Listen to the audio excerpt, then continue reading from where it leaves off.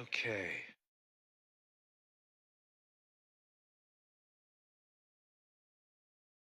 Okay, so ready to begin? Raquel? Raquel, you ready? Okay. Good afternoon, everybody, and welcome to the City Commission meeting this June 3rd, 2025. Thank you all for being here today. We have a number of items to talk about this afternoon, and so we might as well get started. Probably begin with our communications. We have a communication from the Education Advisory Board. I'm not quite sure I understood the communication. Is anyone here from the Education Advisory Board? Come on up. Oh, wait, good afternoon. It says in your communication that you're requesting our support for the approval of the education funding request of $200,000 to provide 2 aviation scholarships for $5,000. There's something missing in the translation there, because 2 times 5 is 10,000, and then you're asking for 200,000. So I guess there's more to that communication. Yes, can I explain? Yes, please do. Good Please afternoon. identify yourself. I'm Juliet Gray Williams, and I represent the Education Advisory Board for the proud city of Fort Lauderdale. And I'm going to read a little bit about what's going on, give you an update. Great. And the first that I'd like to share, and then I have a second part. Barrington Irving Technical Training School at the Fort Lauderdale Executive Airport. Captain Barrington Irving is the record holder as the youngest person and the first black pilot to fly solo around the world. Just a little history. He has a passion to explore, inspire, and educate others. He has established this flying classroom and the Barrington Irving Technical Training School, which is acronym BITS, that provides workforce development to youth and young adults in the aviation industry. As part of the school district redefining initiative, Fort Lauderdale staff have connected with Captain Irvin, and we would like to share this opportunity as some of the commissioners are already familiar with this young man. This partnership will provide students in Broward County and in the city of Fort Lauderdale with more exposure, awareness, and opportunity in the field of aviation. The Education Advisory Board previously approved $2,500 for 2 scholarships for students entering into the field of education for aviation. At this time, the Education Board is requesting the Commission to support that approval. So that's what that's about. And the rest of it was in regards to the purpose of assisting with the funding at the scholarship for that training school at the education for the Fort Lauderdale International at the airport. Okay, I understand. Does anyone have any questions? I do, Mayor. So thank you for your work on the advisory board for sure. I have a question. At what point do we ever talk about or think about what is the responsibility of the school board of Broward County versus what is the responsibility of the city of Fort Lauderdale? I know that we care deeply about the students and the schools in our city, but when we look at something like a $200,000 price tag for a program such as this, how much effort has been put into making sure that the school board of Broward County, who also is a taxing authority, they raise a lot of money. I'm just wondering why this falls upon the city. Good afternoon, Commissioner Susan Leanne, Chief Education Officer. Thank you so much for the questions. Great to be here today to speak with you. Wanted to just give a little more background about that.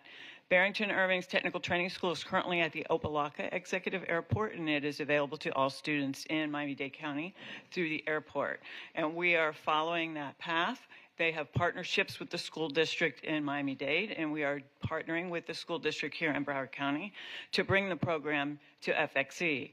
The school district has been engaged with several conversations with myself and Rufus, as well as the folks at Barrington Irving and the staff at Opelika's Executive Airport, to have a partnership with them to bring this to fruition. So the school district has already committed to providing support via materials, supplies, uniforms, and things of that nature to assist us with implementing the program. However, the program would be housed at FXE, and it would be a premier workforce development program for the city. So the 200,000 request of the city for the program is to cover what? So we are building a classroom, basically a workforce development classroom that focuses on how to operate an FBO and all of the mechanics that are involved with the part of having an FBO at an executive airport. So if you can picture the machinery and the items that would be needed in this classroom for the students to learn the technology as well, that's what the funding would be towards. That would not be a total commitment, meaning it would take more than that to actually completely fulfill all of the needs of the school, but it would certainly get the ground running and get it started. The program, as I understand, will be in a donated hangar at FXE. So that in itself is a large feat, just to have the location being provided for the school. And what exactly is the financial commitment from the school board for the program? I think that I've had several email communications with the career and technical director in the school district and several meetings with the superintendent. And I do believe that in addition to already committing around $20,000 towards supplies, materials, and uniforms, the commitment would grow as they see us implement the program. So is this something that you're requesting for the fiscal year 2026 budget? Correct. For October 1? Yes. Okay, so has this gone in any way, shape, or form through the Budget Advisory Board or City Management Office? Or, I mean, is this on everyone's radar that this will be considered and then also fleshed out a little bit more with those joint meetings with the Budget Advisory Board so that it follows the process like any other request for an allocation would follow? That's correct. Okay, thank you. Thank you, Mayor. Just want to confirm, yes, this is on the radar. I'm very familiar with the ask, and we're contemplating this request as part of the budget development process. Anyone else have any questions? Not questions, just a comment in regards to this opportunity. We are the city, we often recognize and understand that we have so many of our youth that are born here, raised here, and they go off to college and they decide they don't want to come back to Fort Lauderdale. They're determining that in their mindset that there's nothing here for them. So to me, this is also an opportunity where we can emphasize that live, love, and live, work, and play opportunity, giving them an option where they can see themselves a part of economic development, job opportunities that are being actually, in a sense, created and filtered through the city, the municipality itself. So I see this as an opportunity as Fort Lauderdale to invest in our youth, to invest in our future. If I may also add to that, this city directed the previous chief education officer to conduct a study that was taken place with Broward College about the field of aviation, and that report showed that this is an extensive need in our community and in our state, and that overwhelming workforce development need in that area. So just looking. First of all, I want to thank you for continuing with the commission's initiative that this commission took several years back to try to find educational and training opportunities outside of the normal high school, college curriculum, and to be able to fulfill the demands that aviation has in the industry and locally because of our airport. This commission had requested that we find ways to partner with other schools, and in this case, one of the partners was Atlantic Technical College, and this is yet another partner in the effort. And this is simply this communication is simply to put on our radar that when the budget process comes forward, that we support the addition of two $2,500 scholarships to assist in the fulfillment of that goal that this commission has outlined several years ago. Is that correct? Yes, sir. Yes, that's how I understood it. Okay. Thank you so much. Thank you for your... One more. Oh, wow. I have one more presentation to make. Go right ahead. Actually, Fortify before, Lauderdale. And, if I may, before I'm we... sorry. no, that's okay. I apologize for interrupting. Before we kind of move off of this, so I had worked with my predecessor, Heather Moritas, on the original concept for trying to bring an education program up to FXE. When she first came into office, she and I was the auditor, she expressed a desire for looking at a charter school of some type in Fort Lauderdale.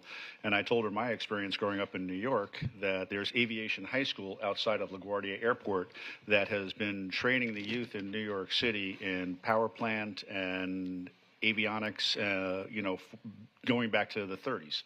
And it's an amazing program, and I was able to connect her with some of the folks in the school up there, and she was very excited and was working diligently trying to move that forward.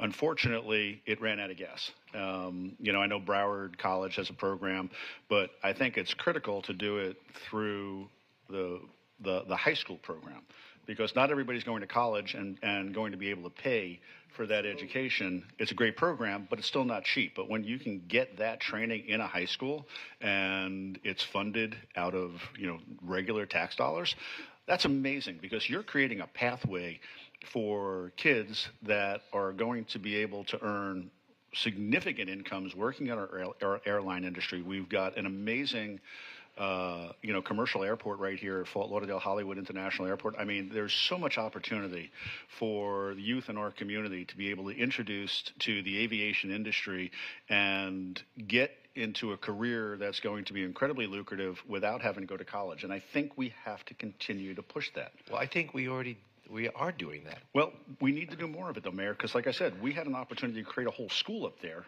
and we didn't do it. Well, wait a minute. Let's back up.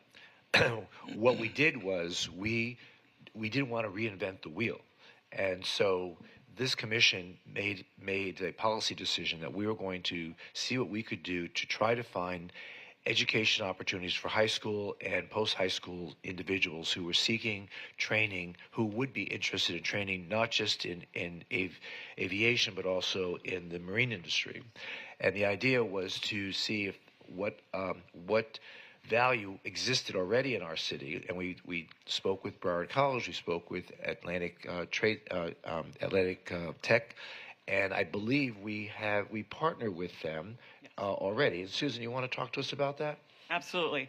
Thank you. And Commissioner Herbst, you brought up the part that I forgot to say, so thank you so much for doing that. This program really targets students that have unmet needs, right? They're graduate, they're passionate, they want to participate in our society and in our community, and they don't always have the monetary means to do so. And this is something exactly for them. When they finish this program, they are employed. Virtually 99.9% of the students that finish BITS has employment when they're done. They can then move on to Broward College and take more coursework once they're employed, which is a wonderful thing for us to be able to be a part of. But as far as Atlantic Technical College is concerned, we are currently partnering with them to provide coursework in our area of public works. So we're actually utilizing one of our current employees to be the teacher. It will be run through Atlantic Technical Center College, and we're actually going to host the course in one of our buildings so that our current employees won't have to travel, but will be able to take the coursework and complete their certification through the partnership with Atlantic here in our facility. But Susan, above and beyond public works, Yes. did we not also Yes. direct staff to? Okay, talk Yes. to me about so that. there is an autumn. I've forgotten the name of the class, but there is an airframe or air mechanics course at Atlantic Technical College at the campus in Coconut Creek, Right. that we partnered with, that has an advisory board that has about 10 students in it, taking the introductory coursework that would then lead to Broward College's program. Okay. And those students could also be eligible to partake of this course, which is much quicker. They learn hands-on in the real world at an airport and have great opportunity for employment. Great. Thank you so much. Next. There's more. Fortify Lauderdale and the underwater. Fortify Lauderdale is a citywide initiative focused on improving resilience to impact the climate change within the city's most vulnerable neighborhoods and communities. Neighborhood outreach community meetings are being held to bring awareness to residents and to encourage them to be engaged and participate in shaping the future of their communities. It is important to include our youth in this initiative. In addition, the Underwater is an innovative project that uses interactive art installations to reveal South Florida's elevation, spark conversations, and urge civic engagement. We believe that expanding Fortify Lauderdale and the Underwater to more schools and parks in the city of Fort Lauderdale can significantly enhance community awareness and involvement in addressing climate-related challenges. Fortify Lauderdale and the Underwater are partnering to elevate awareness and to bring this exciting opportunity to our schools and to the parks. Our Education Advisory Board supports this initiative and requests the Commission to support the approval of the funding request that was submitted via Cultural Affairs for the following: School/Park Engagement Campaign for a minimum of 5 locations, and this would include location assembly, presentation led by artists, includes 100 elevation markers, 6x9 hand-painted indoor elevation murals, and assembly presentations, and the fee for that was $51,200 and $500 for 5 locations. Okay, so that's not part of your current communication, right? Is that something That was you part wanted to? 2. It's part 2, Mayor, but without the price tag on the second page of the communication. Okay. But that's from the Cultural Advisory. They're being responsible. I have a question. Is see that. Underwater the see it. presentation we received about 3 or 4 months ago? Is that Yes. the same project? Yes, it is. Okay, thank you. And is this something, another budget request that you're asking us to be apprised of? Is that what this is? Yes, sir. Okay. All right. Well, thank you. It's just, when I said I didn't see it, I didn't see that number in your communication. If I saw it, I'd probably get scared. So it's 51,000 you're seeking? Yes. We are seeking to expand the program. Broward County Public Schools currently partners with the Underwater, and Right. each year they do a district-wide program where they have an entire assembly with certain schools that participate. We would like to see more of those schools in the city of Fort Lauderdale and or at our parks so that there is more awareness among the youth that are in the city. Great. Okay. Excellent. So, Mayor, I just have a question. Go ahead. Thank you. So, when I was reading the minutes from your meeting, I was curious because I noticed that actually my appointee voted no on this item. And later on in the minutes, she explains that she voted no because of a similar program that's done at no cost. So could you talk to me about that? Is that she said another resilience group offers similar school programs at no cost and questioned the need for city funding when free alternatives are available. So is it apples to apples? Is what she's talking about offering the same kind of program, especially tied into the art component, or is it something different? So I'm not that familiar with the program that she's speaking about. They have not come to the Education Advisory Board. They have not presented, and we are not familiar with what that is. We do know that the Underwater includes an artist that comes and does an interactive assembly with the students.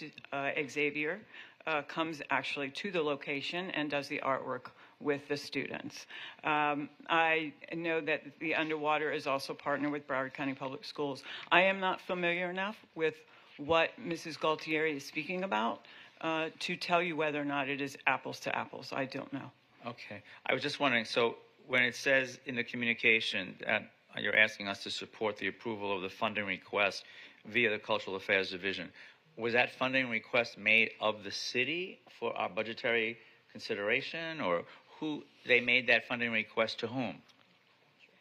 It goes through the budget process just like the aviation program. Okay, so you also are aware of that other additional request? So I don't think that we have the dollar value nailed down for this request, but it's something that we would discuss in the budget development process as well. Yes. So did we get a correspondence from the Broward County Cultural Division requesting that funding? I would have to confirm that. I do not have any communication before me that would support that. Okay. Thank you. Thanks, Mayor. Any other questions? This is really good. Thank you. Thanks Thanks so for your much. work. It's really Thank great. Thank you. All right, moving on to business one, Prospect Lake Clean Water Center update. Who will be giving us? Oh, how are you, sir? Can we turn the faucet on yet? We're getting there. Push the button at the bottom. Thank you. Do we have the PowerPoint? Yeah, we'll pull it up for you. Okay, great. Well, good afternoon, Mayor, Vice Mayor, Commissioners. It's a pleasure to be here today. My name is Mark Janae. I'm here representing the Prospect Lake Clean Water Center, and am here to give an update on the progress of the project. It's actually been several months. I think our last project update was in September of last year. And while that is a lot of time and we've made considerable progress, I will say that kind of the proverbial no news is good news. The project has been progressing. The team, the stakeholders involved, including your city staff, your owner's representative at Hazen and Sawyer have all been doing a great job. It's been a true collaboration, and that's really indicative of the progress being made. I'm going to start by just giving a little bit of an overview of kind of how we got to where we are today, and then I'll have my colleague Joey Padron kind of talk about sort of what's going on at the site actively. So just to talk for a moment, the project, we initially approached the city back in 2020. And I'll talk about the timeline more in a moment, but the project itself is to build a new 50 million gallon per day water treatment plant comprised of about 70% nanofiltration, the balance 30% ion exchange. In addition to the work that's being done through this public-private partnership, the city has embarked on a number of projects to essentially connect this new supply to the city's distribution system, and we refer to those as the enabling works. Collectively, some of the key goals that this project and bringing this new plant online will achieve. This will be built to withstand up to a Category 5 hurricane, so it's certainly going to have that weather resiliency, which is getting more and more important.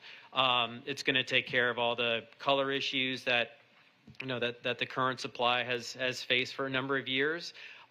This city will effectively own and will be staffing this. A very unique component about this particular public-private partnership is the fact that while our partner IDE will be providing kind of the operational oversight, it'll be the city staff that will be. We're going to start the training later this year that will roll into early next year, and we'll be ready to go. The current scheduled and still on schedule date for operations is September of next year.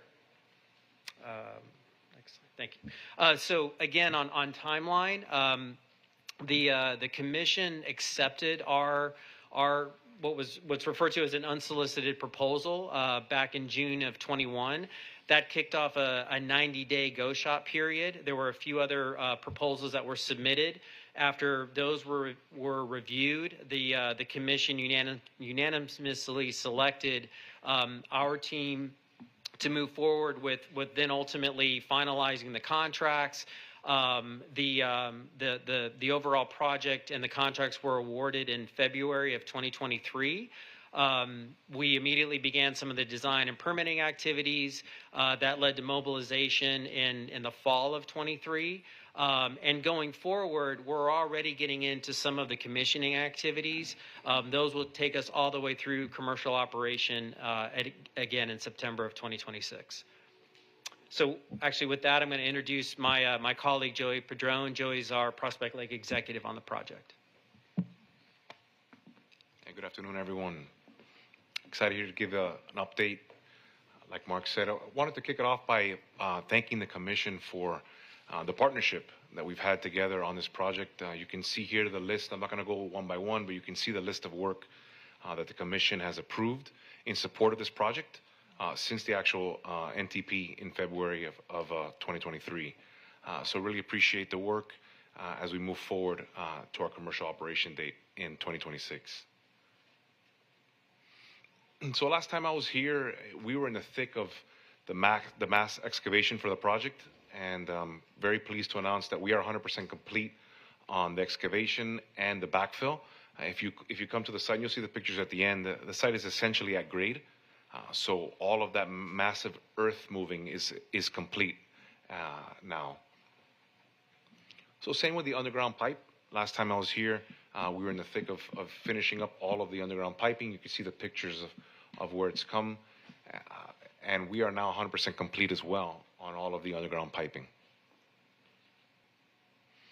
Same with electrical. This is a great picture of some of the fantastic work Keywood is doing on site for the project with electrical conduit. We are also now 100% complete on the electrical conduit for the facility. On our injection wells, we are now complete on injection well number 2. We're complete on the monitoring well, and we're 1,800 feet out of 3,500 feet into the last injection well. So you can see there's a current picture of the one rig that's there, drilling the last injection well for the site. It's going very well. Just these are some of the new pictures, but just to give you an idea before we get into the bulk of the pictures, some of the upcoming activities that we have. The power distribution centers, you can see a picture on the lower picture of there being loaded by the crane, and also to the left, that's the big power distribution centers that are on site already. That's essentially started in May, and it'll be complete in June. We're starting and also completing the nanofiltration building. As you can see on the upper hand picture, the blue filter modules that you see, they'll be surrounded by the Cat 5 concrete encased building around it. So that'll start now in June and also be complete in June. We're also starting up the commissioning activities in July. A lot of dry commissioning activities. We're not going to be flowing water, but it's all a lot of the testing, powering up systems, making sure it's all good to go from their factory acceptance tests that they've been completed. Just a quick update on OCCT. We gave an update last time, and this is one of the activities the Commission approved. Our bench scale testing is complete, is at the Virginia Tech, and we are working on completing that draft report this month to provide to the city. That being said, what's the next phase for OCCT is the pipe loop modules arriving now in June. We've been working with the city to put the pipe loop modules in a available city warehouse so we can test, obviously, how the water quality is going to affect the distribution center system within the city. Another big pilot that the Commission approved is the PFAS pilot, and that final engineering is nearing completion, and we'll have all the drawings that we need to start building that in June, and we expect that the pilot skid to be fully arrived and installed by August, followed by a preliminary report. We'll get, by January of next year, we'll have an understanding of how much PFAS we can really remove with the current installed design that we have.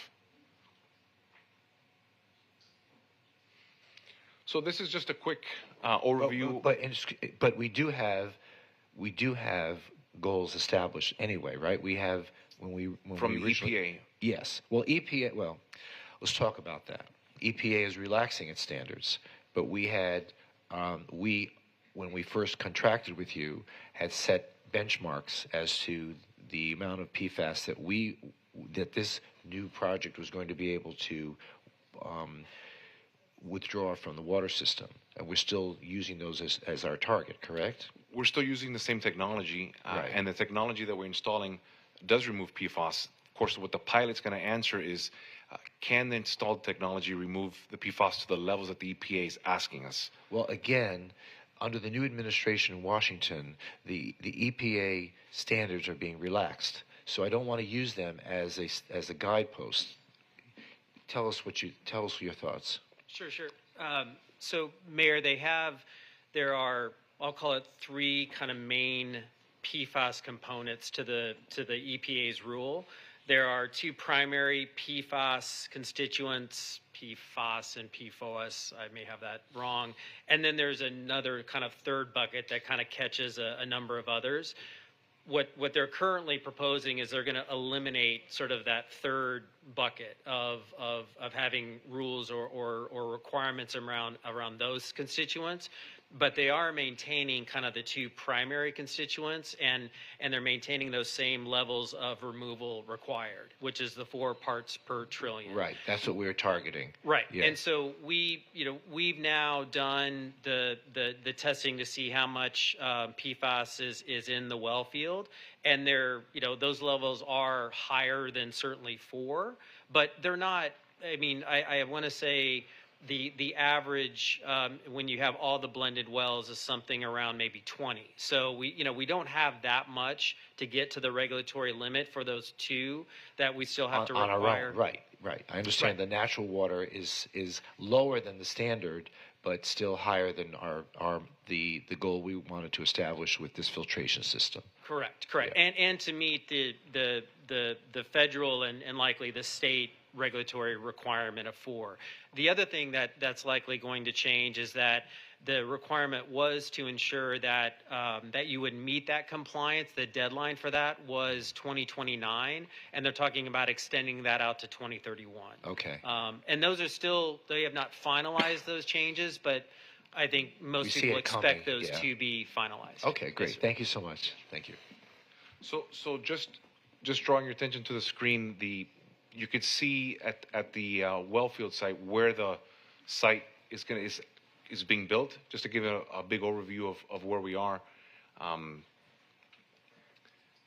Starting back in November 2023, you can see the site was just open and full of trees. We began to remove all that in November 2023.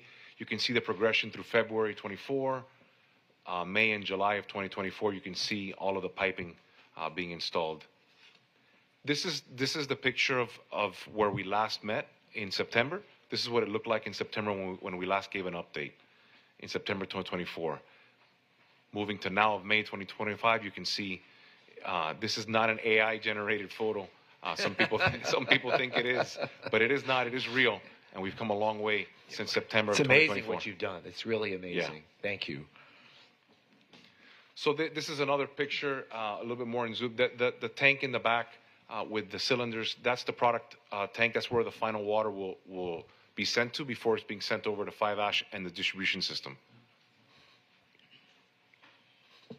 This is a great picture of our nanofiltration building. Again, 70% of the water will be flowing through this, and there will be a concrete building going around this with a metal all the way around it. Cat 5. That's a huge component. It's very large. It is the heart of the plant. I'm sorry, what is the percentage? 70%. 7 or 70? 70. 70. 70% will run through this section. And this is the section that primarily, the technology that removes PFAS. All right. Anyone have any questions? Keep it going. Okay. Good work. Thank you. I would just say, Mayor and Commissioners, it's a great time, if you have time, to come and see before they put the walls up. It's a really fascinating time, in particular, to see the nanofiltration. So if you can, we'd love to have you. So thank you. Okay. And one other clarity, I'm sorry. When we began the presentation back on page 2, I thought I heard in regards to being able to, the document says withstand Cat 5, Class 5, but I heard up to a Class 5. So which is it? Can it withstand or up to? Because this says, I heard one thing and I'm reading something different.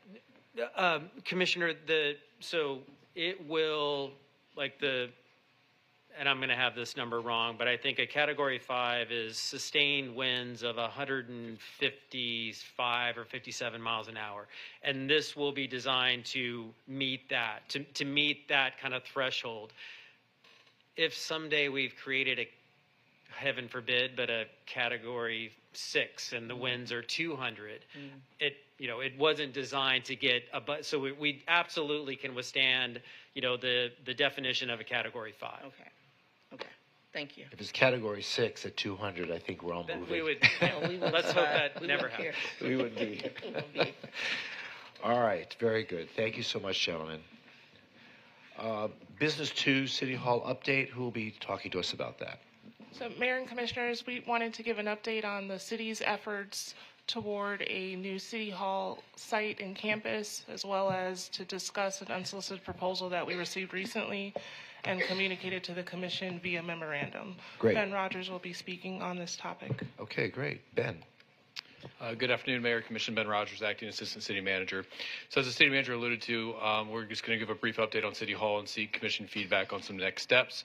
We were last with the City Commission to provide an update in January of this year, where we did a conference presentation at the first meeting in January and followed that up with a conversation during the goal-setting meeting.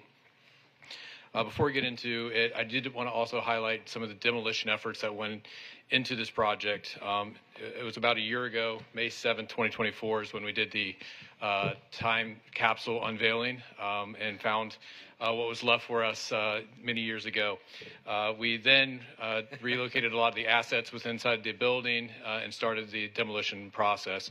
It took about 12 months to complete, and you can see the image there today of the current site. It's fenced off with grass and a project information board. Some fun facts, there's about 32,000 tons of concrete as part of the demolition. 80% of the materials were recycled. While the building was vacated, we used it as a public safety training site, so they did some drills and some tasks inside the building. And then there was about 120 concrete pilings underneath the building, some of them up to 45 feet deep. So if I can ask the IT team to help real quick, I've got a quick video to highlight the demolition process.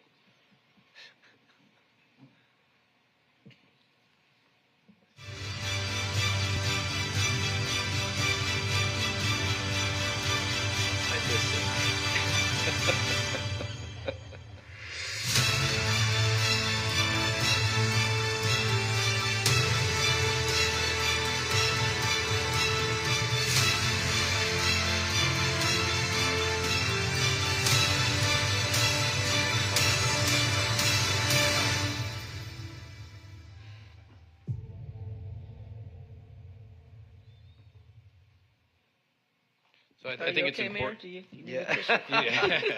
I need a tissue.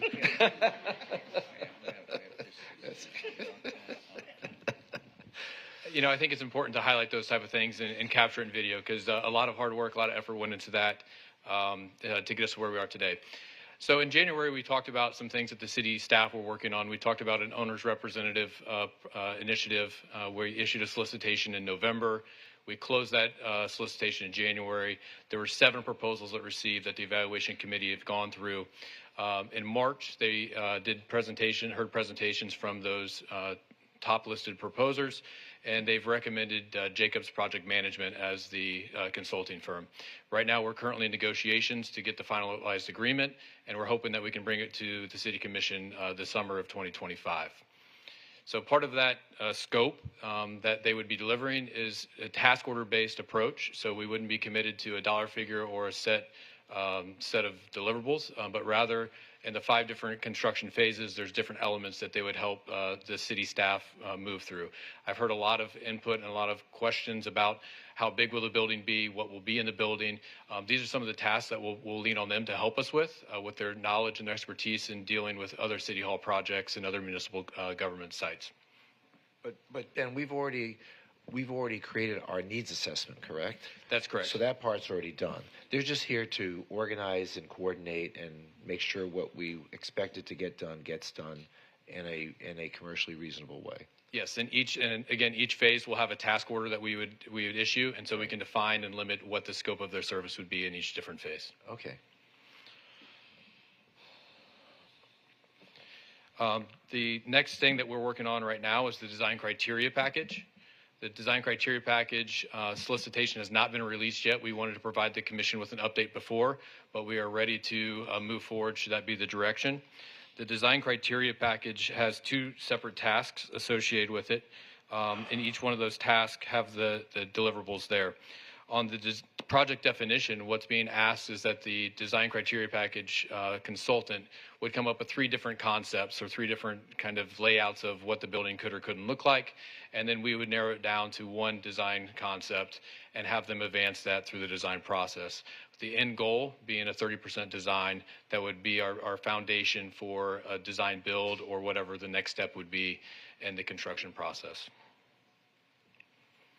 Design criteria package elements, again, it has an array of tasks and deliverables, but these are things that we've asked to make sure that the responding proposals take into consideration, things that we feel are important to us as a city, making sure that we have the public at the forefront, that we have meeting spaces, that we have cultural and arts elements, that we have public space that can host public meetings and foster civic interactions.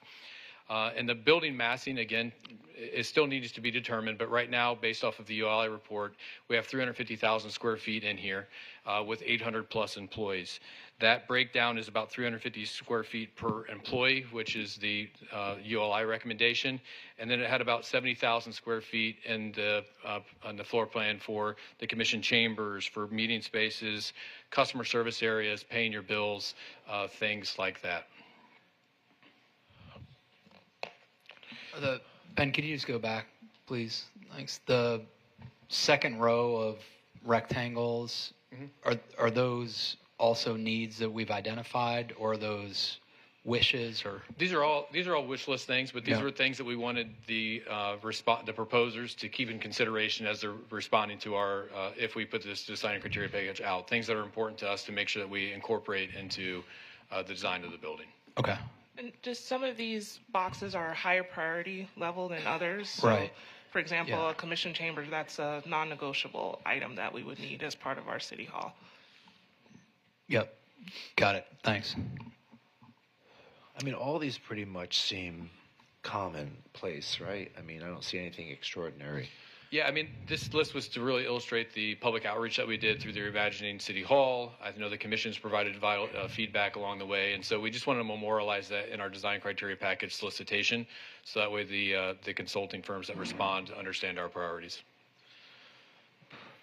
The anticipated timeline, where we're at now, we did the Reimagining City Hall outreach, so that's been completed, got the foundation, got the ULI, got the infrastructure task force feedback and others.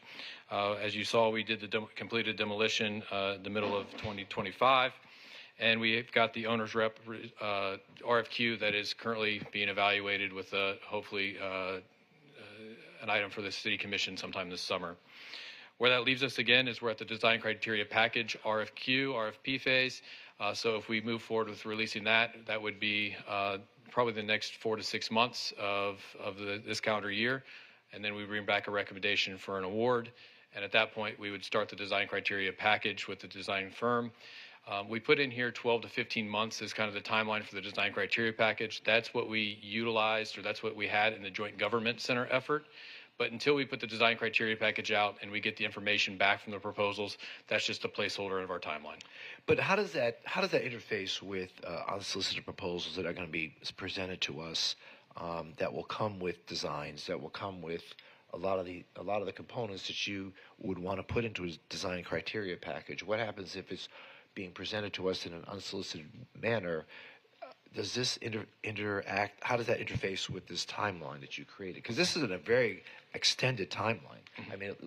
I mean, if you follow this path, we won't get City Hall till 2030. Understand the concerns, and I think that's one of the reasons that we're here today is to seek the commission feedback. We continue to move this forward as a city-led project, so that way we don't stumble or don't wait for something to happen. Okay. If the city commission provides direction that they want to go through a different process, a solicited P3, an unsolicited P3, that would change the service delivery. And so right now, staff's prepared to move forward with the design criteria package pending your direction. Okay. A funding overview. We have some seed money in this project. We anticipate putting another $1 million in it, so we'll have a balance close to $10 million for next fiscal year. We do anticipate that between the owner's rep and the design criteria package, that utilizing majority of those funds, if not all. We do have a community development block grant that the City Commission has heard about in the past, and I'd like to take a second to invite Chris Cooper up to tell you where we are on that process and how that review is going. Thanks, Ben. Mayor Commission, Chris Cooper, Acting Assistant City Manager. So as Ben alluded to, the city received roughly $88 million earlier this year in our Community Development Block Grant Disaster Recovery Grant Program through the Housing and Urban Development Department.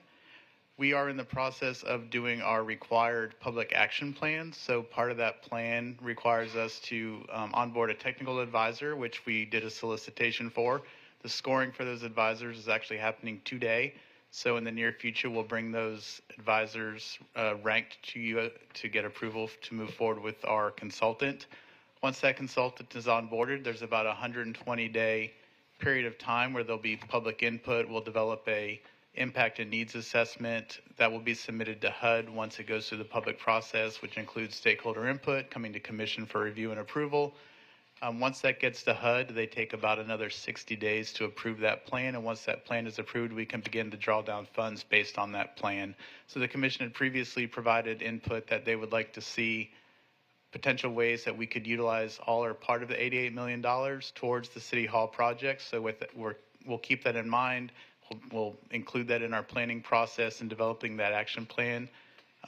So that when we bring that back to you, there may be opportunities to use those funds or portions of those funds for the City Hall project. Is that 88 million in addition to the 9.7? Right. That is our 9.7 is our regular CDBG allocation. This is in addition to. Okay. Oh, I'm sorry. Is that Ben? Okay. That's the general fund balance. I'm sorry. I was thinking about our general CDBG allocation, but Ben reminded me that's the actual general fund amount. They're very similar. So. Okay. Yeah. So, best case scenario around December 2025, we have that plan approved by HUD, and we can access those funds for whatever the plan determines the best use of those funds will be. Great. In addition, since our last meeting in January, we started initial conversations with our financial consultant as well on looking at different structuring if we need to have long-term loans or debt for this building. So we've reached out. We've done some initial exploration on federal grants and federal loans. So we're, again, continuing to work behind the scenes so that way when we get to a decision point, we have all the information readily available.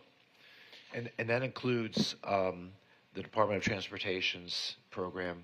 Okay. It does. We looked into the TOD program Right. by the Department of Transportation. Okay, great. Thank you. In addition to the city efforts, on May 15, 2025, the city received an unsolicited proposal from Meridian.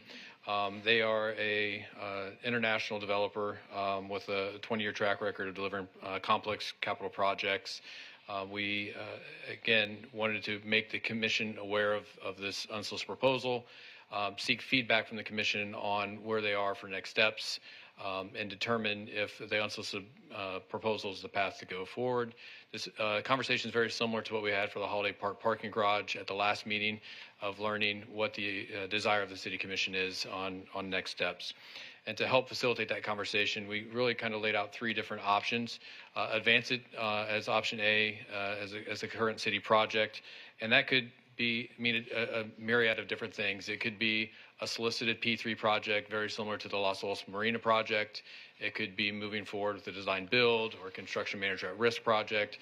So we don't have the procurement method or the delivery method identified at this point, but option A would tell or direct staff to continue moving forward with onboarding the owner's rep and to issue the design criteria package. Option B, explore the unsolicited proposal. We can schedule a conference meeting to have Meridian come and present their proposal to share their vision and their experience with the commission to determine the commission's intent on if they would like to accept the proposal or not. You could create a competition period as well. And then option C, I think, is the path that staff has been on to date, is really trying to move forward with the project with all different options until the commission is ready to provide direction on which way it would like to go. Okay, so there's an unsolicited proposal on the table now, presented by Meridian.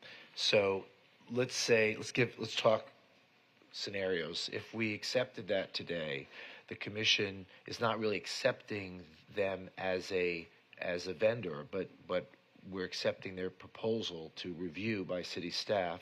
They give us a check for $25,000, and then we establish a time frame, right? The window. What is it? 21 days up to 120 days. That's correct. And during that time, other possible vendors could step forward and submit their unsolicited proposal, and all that would be done within that window of time, right? So we have that option today as a commission to make that decision whether or not to move forward. Yes, the one clarity, and I defer to the city attorney, is that the actual acceptance and creation of a competition period would be, I believe, a resolution. So we'd either need to walk on an item tonight or prepare for the next meeting. Okay. All right. Any questions of Mr. Rogers? I guess not. I just have one. When this was submitted, but did we already get the check for $25,000 when this was submitted? I think, yes, right? we were in receipt of the $25,000.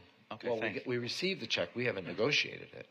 No, what we do is we take it and we put it in escrow or put it in a holding account Right. until we get direction from the city commission on expending it. Sorry, go ahead. I'm sorry. I'm sorry. I didn't realize. My question, what is the budget? What can we afford for this city hall? We haven't talked about that. We've moved in a direction where we are maybe considering a P3. If that's the direction we decide not to go in, again, what would be our city's, our budget, the max we're willing to invest in the city hall? I don't recall having that discussion. We haven't had that discussion because we're not there yet.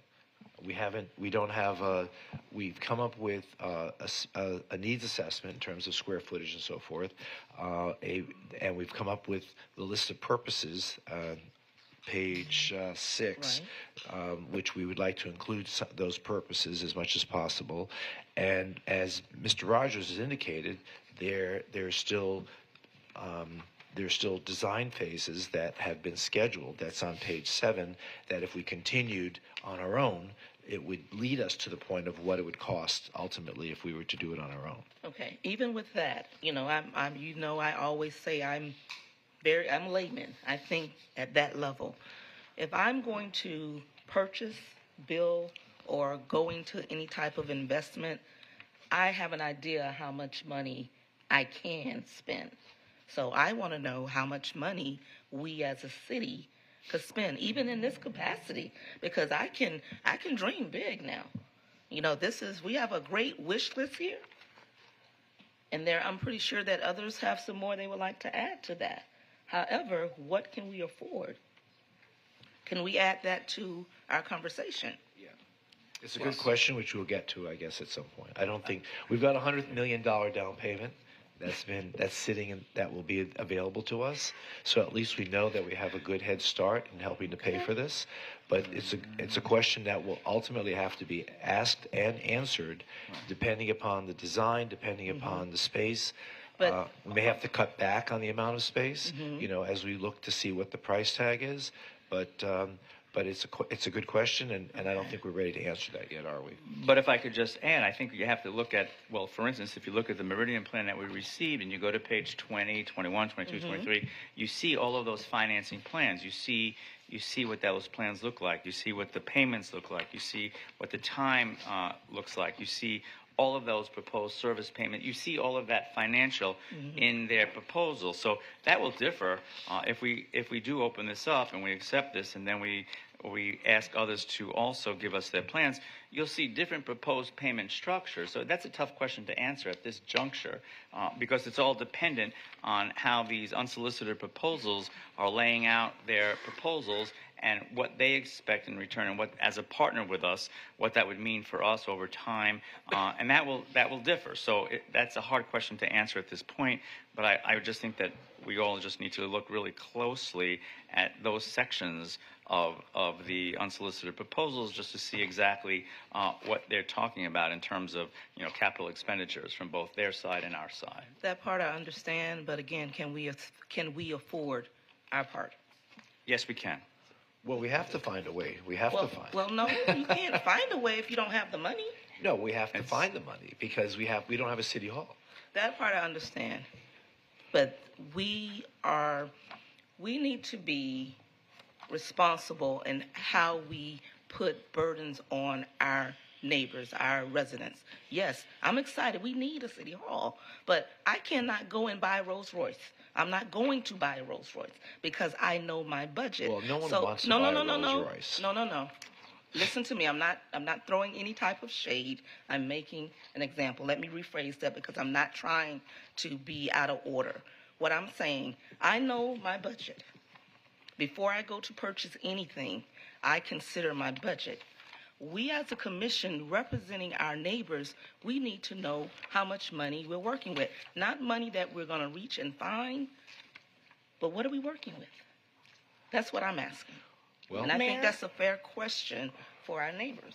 If I may, Mayor. Go ahead. I think the questions are valid. I think at this point we are trying to determine the various funding sources that we could put together. And we're also determining the level of partnership and investment we would want to have in a facility. We're looking at our debt capacity. We're looking at the potential grants that we could have.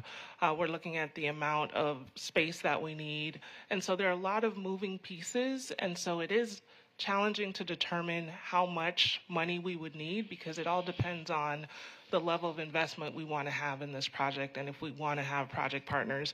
I think the biggest piece of the puzzle that is yet undefined is that CDBG allocation that Chris mentioned earlier. We'd like to see how much could be made available for the City Hall project because we know the entirety of it probably cannot be used for the project. And so I think that that's an ongoing discussion that we would like to have with you. This body for sure would not be able to make a decision in either direction without the city knowing how much funding capacity we have for this project. Okay. So there's a couple of things going on here. So first of all, in terms of the space planning, I think I've gone through space planning probably 4 times since 2006 because that's how long we've been talking about building a new city hall. HDR has conducted this several times. And by the way, every time it comes back, city hall gets bigger. It's never gotten smaller in any iteration that I've been through.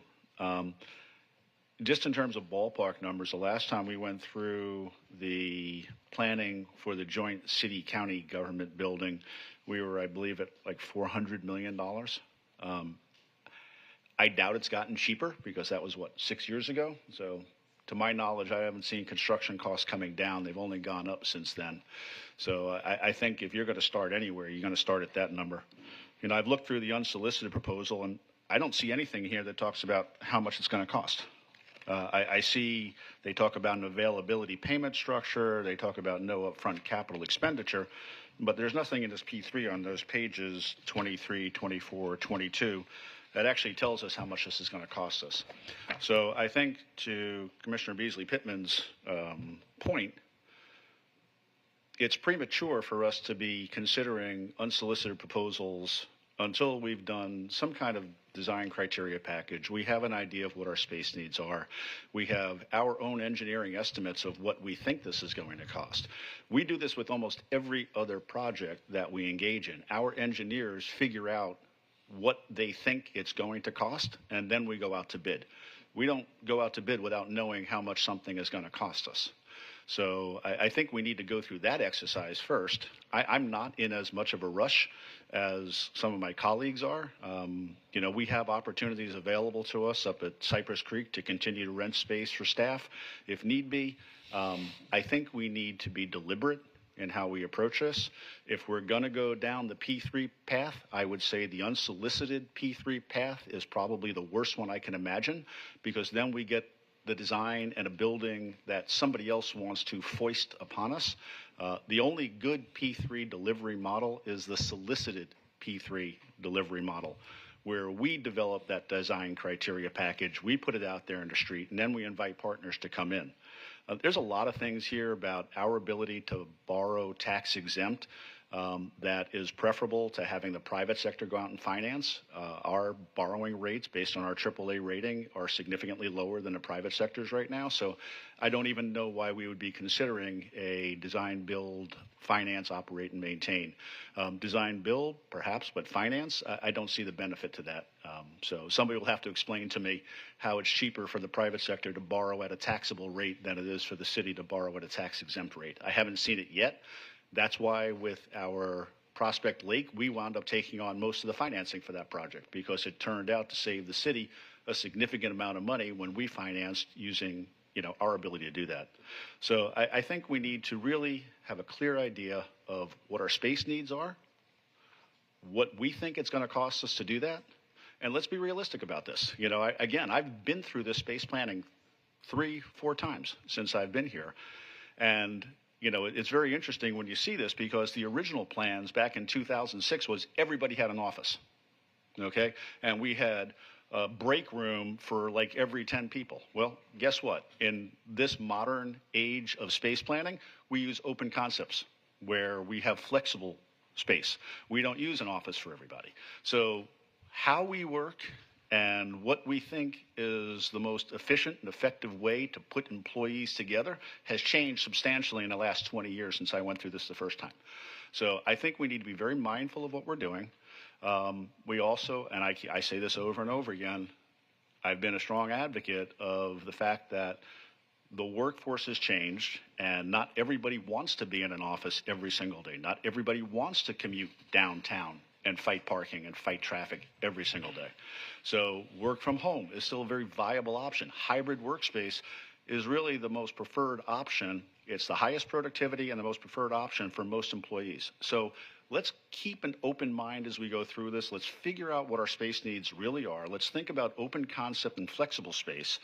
And then let's have our engineering team and our consultant come up with an estimate of what we think that's going to cost. And once we've done all that, once we've done our due diligence, once we know what we want, then we go out to market and we see what that is going to actually cost us. So that's just my approach, and I think that would be the intelligent way of moving forward on this. And I'm not in a rush to get it done because I want to do it right, because we didn't do the police station right, and I want to make sure we do City Hall right. Okay, anyone else have any comments? Well, there's some of that I agree with, but a lot that I don't agree with. And we've had these discussions before as a commission. Most of those points we've talked about, and we did come to consensus on that. And that's all I'll say. We could certainly go back and look at all those meetings and look at all those minutes, but that's a discussion for later. But it's probably maybe why I'm also thinking that letter C, the hybrid approach, might be the best. This has been going on for many, many, many, many years. And the more we talk, the more years it will go on and on and on and on. I would like to see us come to some sort of direction today in terms of how do we want to approach this. Do we like A, B, or C in front of us? And if so, let's just get moving. Because as I've said, all of those points that were just brought up, we have gone through those points, each one. Thanks. Okay. Anyone else wish to comment? Yeah, Mayor. Please, go ahead. Thank you, Ben. When was the last space planning analysis done? So we did space planning analysis as part of the joint government complex, and then we've done some informal things just internally of kind of centralizing departments, especially the standalone departments, and bringing them into a central city hall. Wow, great. So when have we? The informal done stuff that? is ongoing. Yeah. I would say that probably at the end of 2024, early 2025 is when we did the last update on that. Okay, and that's where you get to the 350,000 square foot? The 350 came from the ULI study, and that was their recommendation. What we did is we went back and looked at our information. The old City Hall had about 350 employees based out of it. We looked at centralization efforts of development services, some public works, CRA, transportation mobility, and some remote space that Office of Management Budget had. That added another 350 plus employees to get you somewhere around the 800 number. So what was the square footage of our old city hall? Do you recall? The old city hall was 100,000 square feet, and that equated to about 62,000 usable square feet. Could I just a question? So, you're proposing that we're going to move DSD from the Greg Bruton building into a centralized location, and the CRA, you're going to move them out of District 3 and into a centralized building? So as part of our initial space planning had some of those services getting centralized, so that way there'd be a central service kiosk for a lot of the public-facing entities. And just to add, there are portions of DSD that are not part of that Greg Bruton building, and we're leasing space for them right now, so we would want to bring them into a new city hall. Okay, because That I remember includes our conversations about customer service call center. increasing the size of the Greg Bruton building, which is why we were keeping the land across the street from it to add additional parking capacity. So this is a new direction for me. So I want to have a little more discussion about that, because we put that building over there to help with the revitalization effort of the Sistrunk area. So before we start talking about moving that out, I think that's a much larger conversation. And I don't mean to step on your toes, Pam, but you know, I've had these discussions in the past, and the neighborhood went ballistic when we talked about moving the folks in the Greg Bruton building. So Understood. We have a DSD operation adjacent to Peter Feldman Park, and that's a leased space, and we're looking at opportunities to bring that group to City Hall. Yeah, that's not a retail center. The Greg Bruton area, the Greg Bruton building Correct. is a retail center, right? And the convenience of that, I think, needs to be respected. But as far as the back of the house area, that's what they're talking about. But I want to chime in a little bit about. Wait, Commissioner Sorensen finish his comments. Yeah, thanks. Great. So I think, bless you.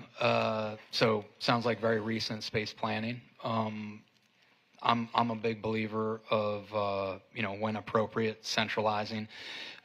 Also, when you look at the research, there's especially at the federal level, there's more and more emphasis on in-person work. So I think that space planning analysis is probably taking that into consideration. Is that right, Ben? Yeah, and it took into consideration some of the elements that Commissioner Herbst hit on of hotel space or common use desks, things like that. Yep. But yes. Okay, great. In an unsolicited proposal, can the city finance? I think a good illustration is what we talked about with the water treatment plant earlier today. So the answer would be yes. Yep. Great. Thanks. When we look at from a city project versus a unsolicited process, give us a sense in terms of timing and cost. How can those be impacted in either path? I think from a general perspective, the public side, we go through our procurement processes and regulations and requirements that we need to do, that sometimes the private side doesn't have to do those things. So I think from a generalization, the time delivery can be quicker. But again, I don't feel comfortable at this time talking about the details of what their unsolicited proposal would look like and what the city project would deliver. Okay, great. Thanks. I have more thoughts, Mayor, but go ahead. All right, I just want to chime in on a couple of things. I do not want to use the study that we engage in for the Joint Government Center, because so many of the metrics that were produced during that project were just unreal. For example, the $400 million that Commissioner Herbst refers to, that was based on 150,000 square feet of space that the city had determined was going to be its need. And the $400 million came from the $3,000 per square foot times 150,000 square feet is how you got $400 million. And the $3,000 a square foot was ridiculous. That's why we ended up canceling our participation in that, because it was ridiculous. So now how it grew from 150,000 square feet to 350,000 square feet is something that has to be really examined, because I don't see how it could get that big so quickly, more than double. And just listening to part of the presentation, for example, you said 70,000 square feet for non-office space, like meeting space and commission chambers. Well, this area here is probably about, 8,000 square feet? Okay, so if the lion's share of meeting space is going to be commission chambers, and this has been more than adequate in providing for commission chambers, I can't imagine what another 62,000 square feet is going to produce. So we need to rethink those numbers, and we can shrink the whole project down. You know, the new police station, that was not an unsolicited proposal, was that? That was, we came up with the design, we came up with everything, and then we just went out to bid for the construction. Isn't that correct? That's correct. Okay. So that was a whole different process. And So is that, just Mayor, just so I'm clear, is that considered a city project A? Is that what the that would be A. police station is? That would be Okay. A. Yep. So, and yet at the same time, we've had a very successful history with a lot of unsolicited proposal projects here in our city, and so there's great merit and great weight to be given towards that approach. But I do, in listening to Commissioner Glassman, I do think, however, that perhaps the number C approach, the hybrid approach, might make the most sense, that we continue to allow staff to refine the design and to continue to define the need. And at the same time, maybe today we should make the decision to accept the unsolicited proposal and establish a timeline up to a certain number of days, and let other proponents come forward, if there are any, and submit their proposals. And then at the end of the day, we'll have several to look at, and we either accept one of them or none of them. But I do think we need to keep moving on this, because it is costing us a lot of money to be in exile the way we are. You know, it's costing us a lot of money for the police department to be located remotely. It's costing us a lot of money for city staff to be relocated remotely. And I do think that we need to move this process along.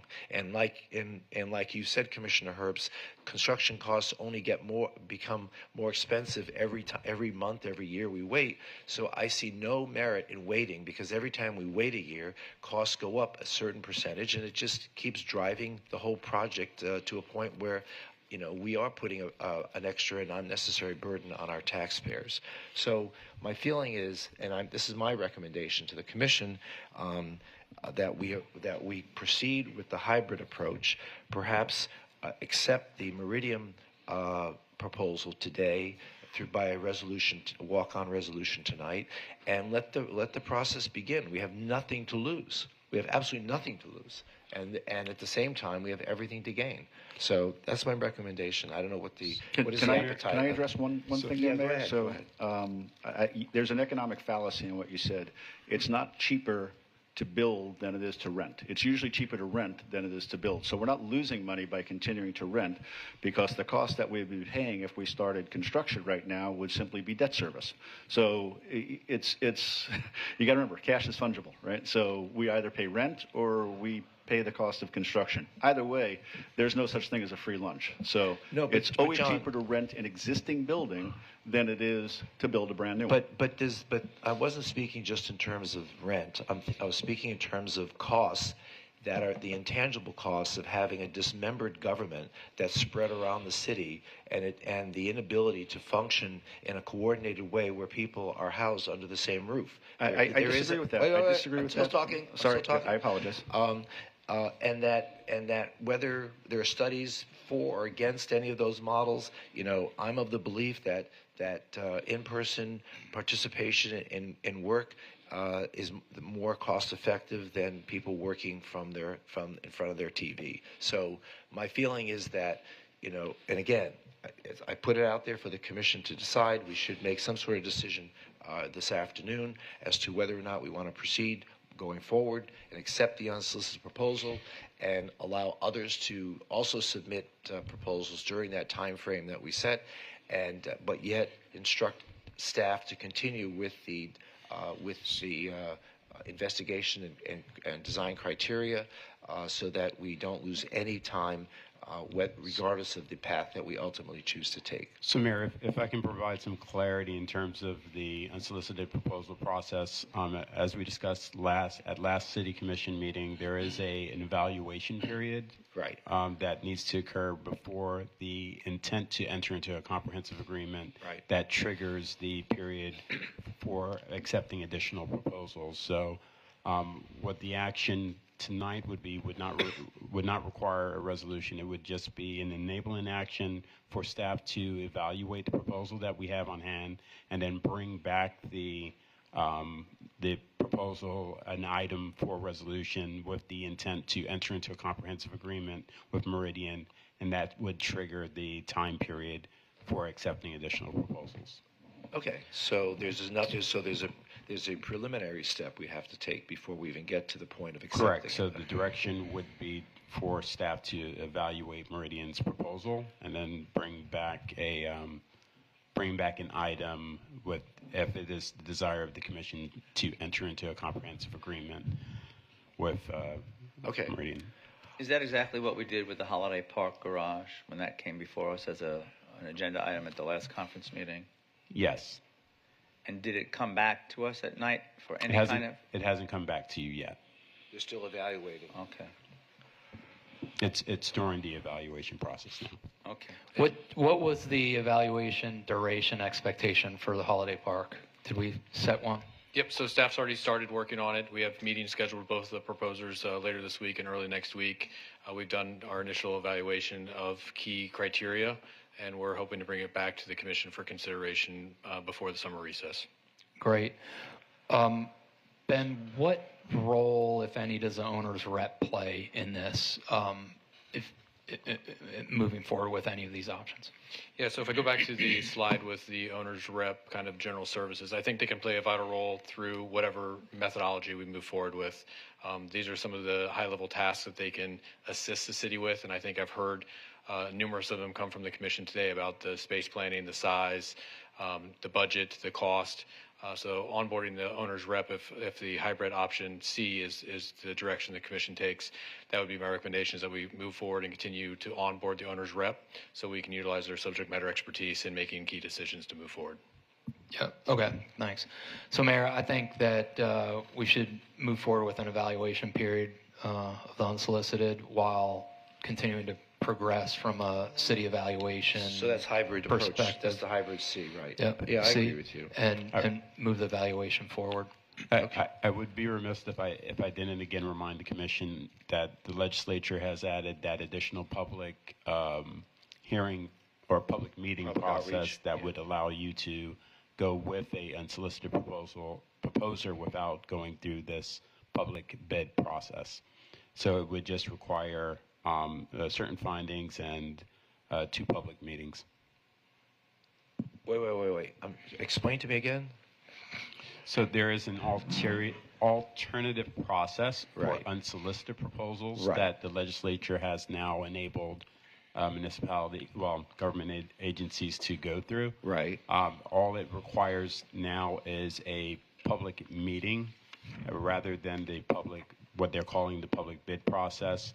There is a finding of public interest that requires there's 5 findings that you would have to discuss at that meeting.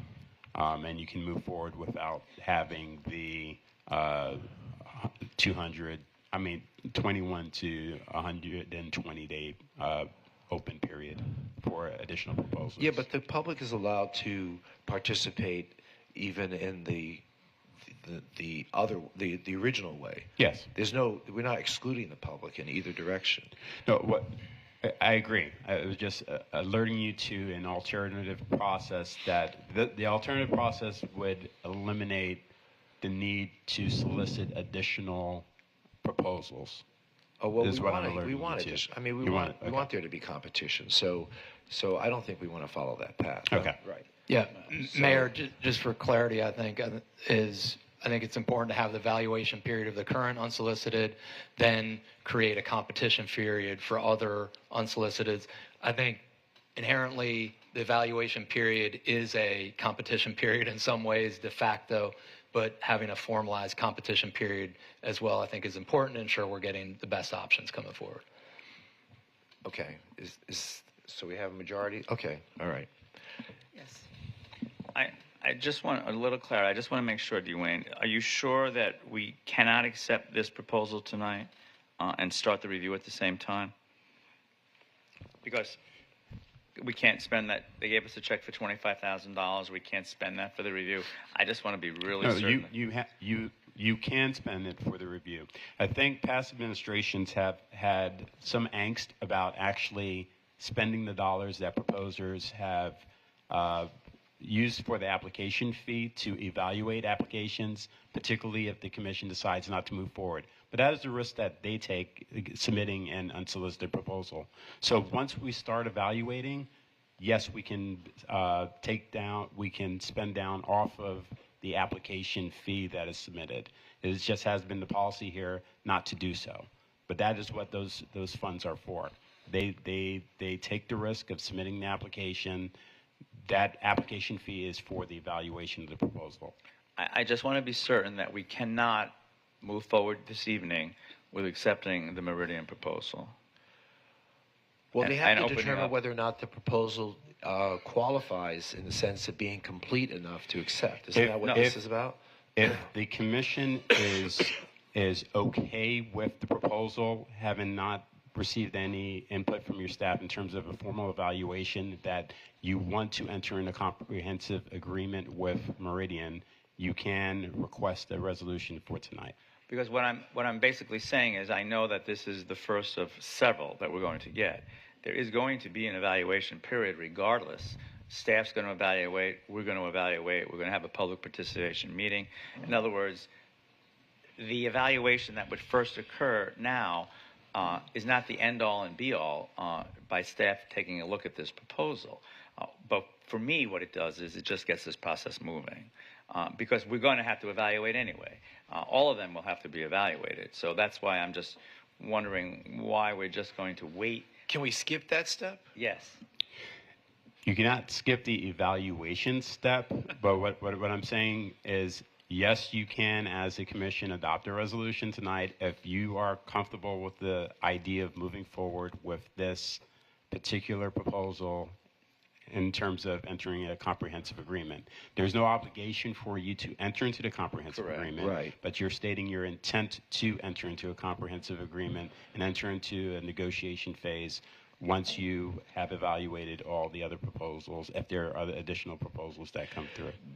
So other proposals really wouldn't be submitted until we made the decision to move forward to express our intent to enter into a comprehensive agreement. The way that the statute is constructed is that you have your evaluation period, you have the consideration of the proposal. Right. Once the commission decides to move forward with a particular proposal, then the notice goes into the Florida Register, and other proposers are permitted to submit proposals once you have announced your intent to move forward with a particular proposal. And what I'm hearing is the commission desires to desires to go forward with a particular proposal so that you can start receiving additional proposals. I don't. I personally would love Just to be clear, I don't. I think that is a very, very bad path to go down. Okay. Let me, if I may, because I remember when we've done this in the past, and we've had unsolicited proposals, and then we've received other ones that were not similar in nature, that we were not able to evaluate them when we looked at it. So if somebody proposes a 300,000 square foot building with a certain financing structure, and somebody proposes a 100,000 square foot building that's completely different with a completely different financing structure, you're now comparing two entirely different proposals, and we couldn't score them against each other. So what's changed? No, the statute says the same project. What I've advised in the past is that there have been proposers that propose a completely different type of project for the same property, and I've said that would not constitute the same project. But in this case, we're looking for projects that are City Hall. Whatever, as long as it is the same project, meaning a City Hall complex, then So to my point then, thank you. I appreciate that. Sure. So if somebody were to come along with an unsolicited proposal and say, I want to do a 50-story building that has 10 floors of City Hall in it and 30 floors of office or residential or something, and I'm going to use the revenue off of that other component of the building so that the city doesn't have to pay a dime. That's a completely different project, right? And you can't evaluate that against somebody that just comes in and says, hey, I want to build a building for you and make you pay for it. No, that's not true. No, hold on. Mayor, I'm not asking you. I'm asking the city attorney. Thank you. The same project, I would suggest that a city hall building would be the same project regardless of the other ancillary components of that So then how would you project. evaluate those two against each other? So if I have somebody that says, Well, hang on, let me finish. If I have somebody that says, I'm going to come in and build a 10-story building, and you're going to pay for it, and it's going to cost $5 million a year in an availability payment, and somebody else comes and proposes a building that is a hybrid building that has other components to it that are going to have their own revenue stream, and the city doesn't have to pay anything for it, how do I score those against each other? That would be the prerogative of the commission. The statute doesn't. The statute doesn't lay out particular criteria to do the comparison between the other proposals. Yeah. And like I said, And in I the- don't in think the it even past, we've struggled contemplates with that. comparing the proposals actually. Right. Well, we've struggled with that in the past, and how we compare projects that are substantially different in scope against each other. And previously, we've Where have we struggled in the past? Yeah. We've been told that we can't compare the projects because they're not the same, and so we were Right. told that the other proposers did not bring in something that was similar in nature to the initial proposal. That's not true. No, that's not true. That's Yes, not it true. is, Mayor. It's Thank not- you. I- Your I was recollection here might too, be you know. different from. Not I'm true. glad. I That's hope not you were true. paying attention I was because not paying I was attention, but I made the evaluating the decision that we have proposals. success in this process. What you're trying to do is derail the process, and we don't want to do that. We are trying to get this thing. You're this trying to project ram moving this process forward. through, and we and I know that disagree we do with not that. have to compare A with B. So, Mayor, we compare Mayor, wait, A wait. with what our criteria and expectations are, and if they can't interpret them the way we want them interpreted, then they lose. You If haven't we find told them someone what that you does wanted. interpret That's it the the way point we of want putting them, out the design then they criteria win. package. We don't have to compare them. Right. Someone could come through with this idea, and someone could come through with another idea, and still a third idea, and they don't have to look alike at all. We just want them to fit what our needs and expectations are. And what are our needs and expectations if we have not articulated those? So that's why we're choosing hybrid approach number 3. Then we don't need to accept this other one tonight. No, we do. Well, we do. Because that's part of the No, hybrid you don't. 'Cause approach. now That's you're how we letting, get- that's now how you're we letting move this the forward. It's how- developer drive the process, and that's a mistake. So, It's not. Mr. The Mayor, developer's not driving the No, process. that's misinformation. Mr. Mayor, if I can just maybe illustrate what we're doing on Holiday Park, so maybe that will help clarify some of the confusion. So on Holiday Park Parking Garage, staff has put together 15 to 20 different criteria based off of Florida statute, public purpose use, other things like that. We're not comparing proposal 1 to proposal 2 and saying which one we like the No, we're best. not. Right. We're just merely going through a checklist to make sure that all the foundational bases are achieved. Then we bring that back to the commission.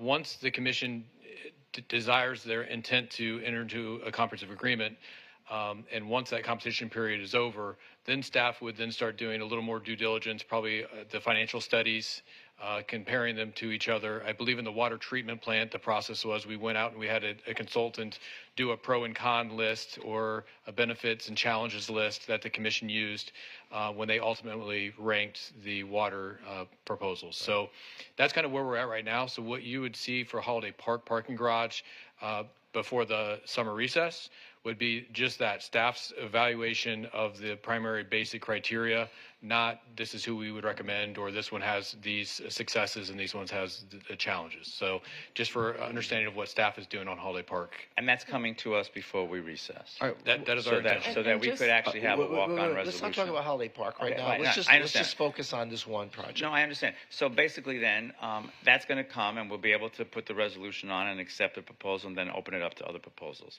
So with what you've just heard here from this discussion, and if we do decide to do C, which is the hybrid, do you have any issues if we move this forward tonight, accept the proposal? You're going to have to evaluate this proposal at some point in time anyway.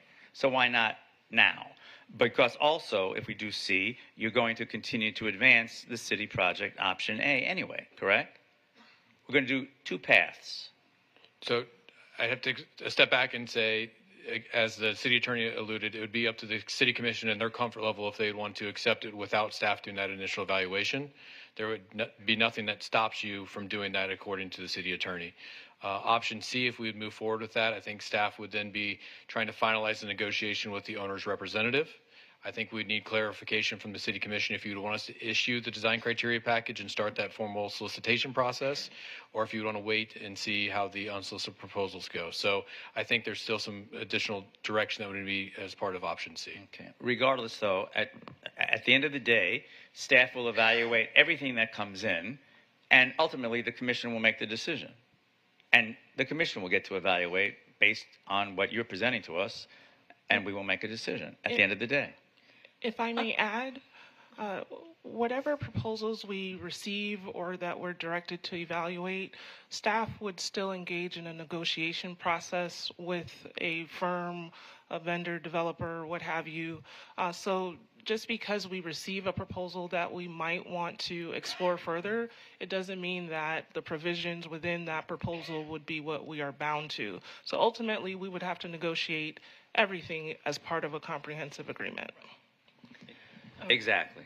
Pam? And my question, Ben, just for clarity, I want to make sure what I just heard you when you answered Commissioner Glassman's question. With going with option C, are we in position to execute this properly if we go with option C today?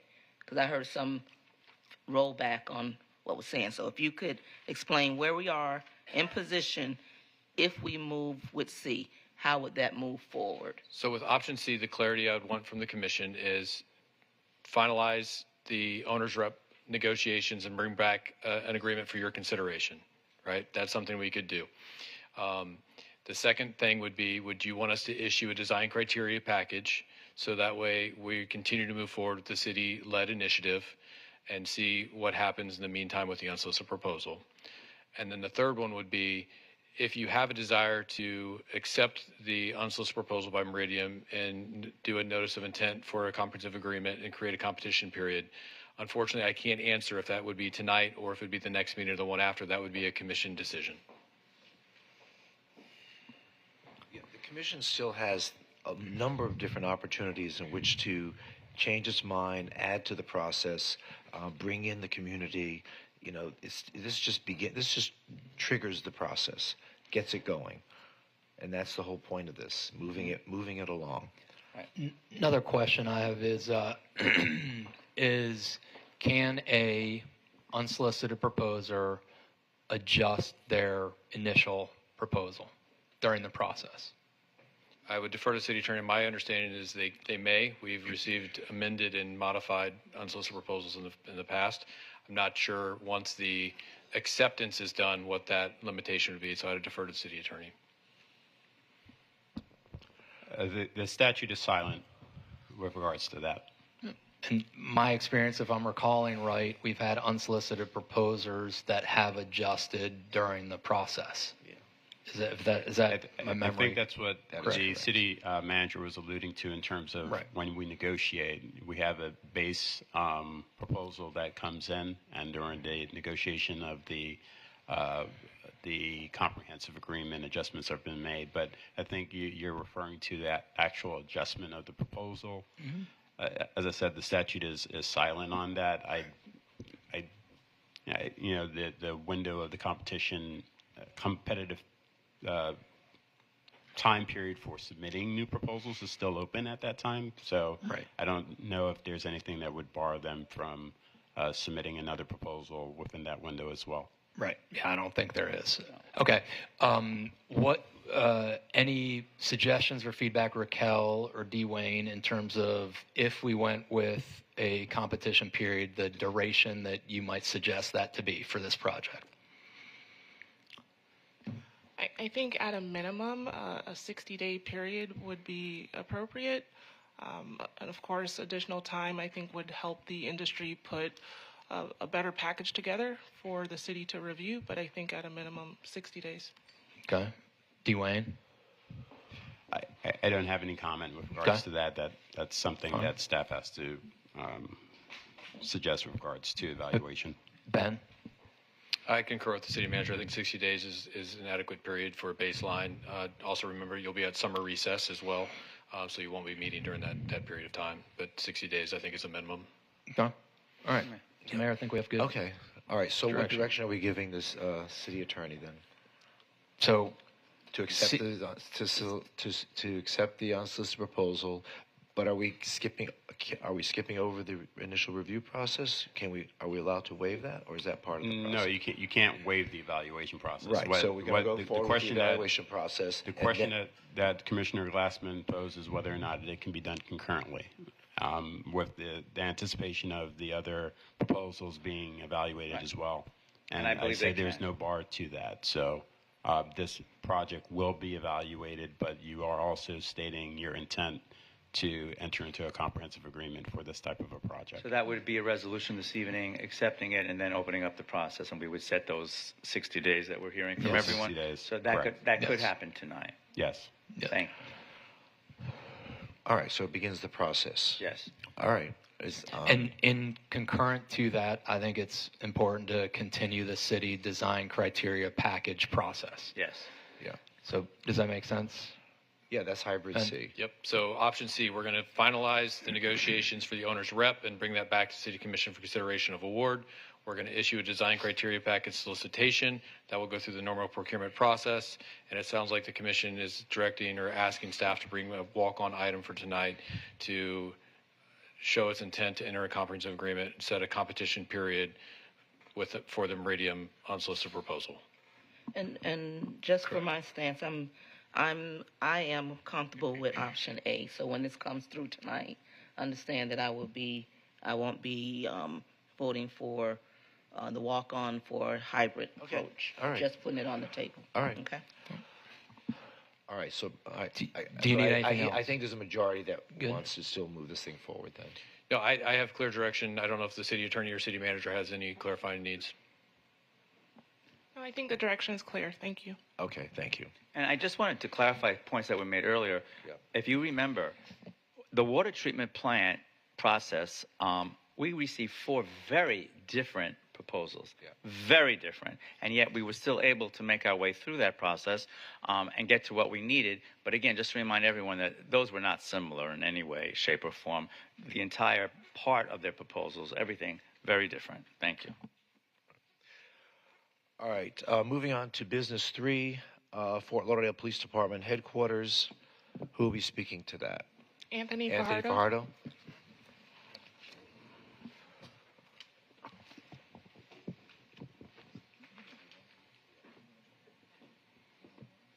Wait for you to get back. Okay. Good afternoon. Anthony Fajardo, Assistant City Manager. I will be giving you a joint presentation with Brett Chancellor. He's the Associate Principal of Weiss, Janney, Ellison and Associates, Inc. They are the company that is doing the third-party peer review on the police department headquarters. In the room, though, I just want to point out we do have representatives here from Moss Construction as well as AECom and Thornton Tomasetti. As I said, I'll be doing the introduction to the agenda, which would be an update on the construction status and the Phase 1. I'll turn it over to Brent to talk about Phase 2, and then I will close out the presentation with next steps. And if there's any questions that you have that we didn't answer during the presentation, we can address them at that point. All right, great. Thank you.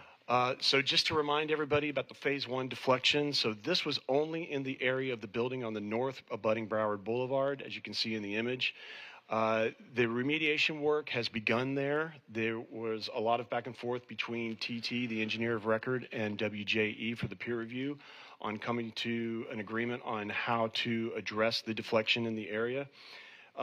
To walk you through it, just for the first story, there was micropile installations. Those have been completed. There's an epoxy injection that should have been done yesterday. Interior slab restoration should happen on the 6th.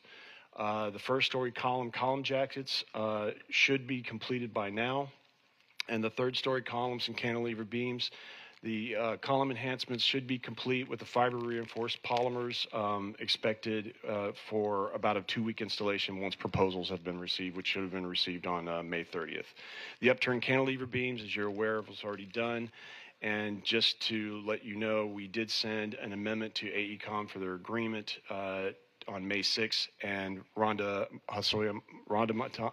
Hassan Montoya is working with their attorneys to discuss what that agreement would look like. Just to walk you through a little bit of what we saw, So here's the enhancements. You see, starting from the ground floor, you see the micropiles, the caps, and the additional foundation, as well as the column work on the first floor. Third floor, you see the column work and then the upturned beams. And then also there will be fiber reinforced polymer added to the column on the third floor as well as under the upturned beam. A more of an oblique angle, you can see the 4 beams on the top, the upturned beams, as well as the 2 columns on the third floor, and then all 4 columns at the ground floor where the micropiles and the caps and the foundation work and the column work was completed, or is currently under construction. Just to give you an update on the overall construction status, the project is about 90% complete. Pending items include interior finishes, the pavers on level 2, the skylights, or the skylight, the retaining wall and the landscaping, and the fire alarm testing, which has already started. By percentage, we have 80% of the site work complete, about 35% of the landscaping, 99% of the drywall and ceilings, the flooring is at 75, and the paint's at 60. At this point, I'll turn it over to Brent, and he can start going through the phase 2, which you received as your memo in early May. Thank you, Anthony. So with this phase 2 summary, we're going to go through basically what we had put into our report with regards to our findings of the peer review. And you represent whom? I represent Wish Janney Elsner, WJE. And you were the third party contracting firm to investigate and inspect the work that was done by the other parties, correct? So for this phase, our job was to review the design of the rest of the building. Yes. Right. Did you have anything to do with the original design? We did not, no. So you're here to inspect and review the design that other parties had done, correct? That's correct. Okay. Just want to make sure, because there seems to be some confusion in the media that we were using the same people that built it and designed it to inspect it, and you had nothing to do with that, correct? That's correct. Okay, thank you. And so this peer review or design review was to be for the remaining portion of the structure, and it was a review of the design basis, the design codes and loads, the design criteria, a review of drawings, reports, and really a review of the structural design itself. The gravity and lateral load paths, which means, if we put load in the building, how does it get down to the soil? The wind blows on the building, how does that get down to the soil? And to do calculations for a representative fraction of the elements in the building, as well as confirm some of the building code provisions as it relates to structural integrity provisions. We grouped our findings into 3 categories. The first category we called life safety, and the second category was serviceability, and the third documentation. And we developed a total of 16 items, and to resolve these items, there's a number of things that can happen. There could be building rectifications or changes to the building. There could be additional data provided to us because we did our analysis based on the design drawings and design specifications. And we all know that in construction, things can be a bit different. Or there could be updated building documentation to address some of these things. And so it's not necessary that every one of these would require a change to the building. Now, shortly after we released our draft report, it became clear that what I understand as life safety as an engineer and how that is interpreted in the codes is very different from the general public. And so we had released a follow-on letter describing what that meant, and I want to try to explain a little bit of that here now before we jump into the findings themselves. And so when we refer to life safety, the building code requires that the buildings be designed for an extreme event.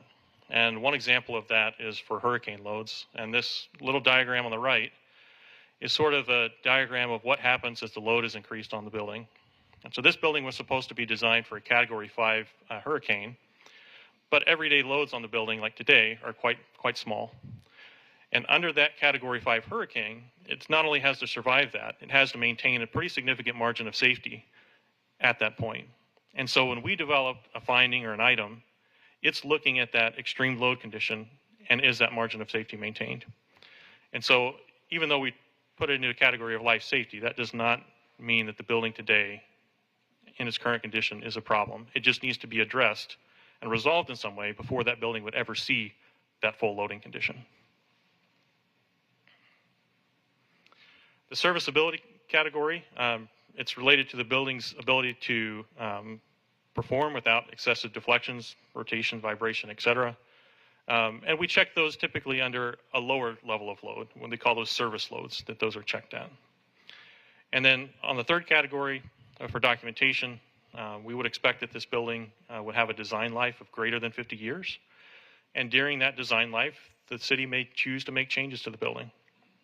There may be changes in function and other things, and it's important that that documentation that we put together today reflect the design of the building, so that when an engineer comes and picks that up in 20 years, they're able to look at that and design that change accordingly.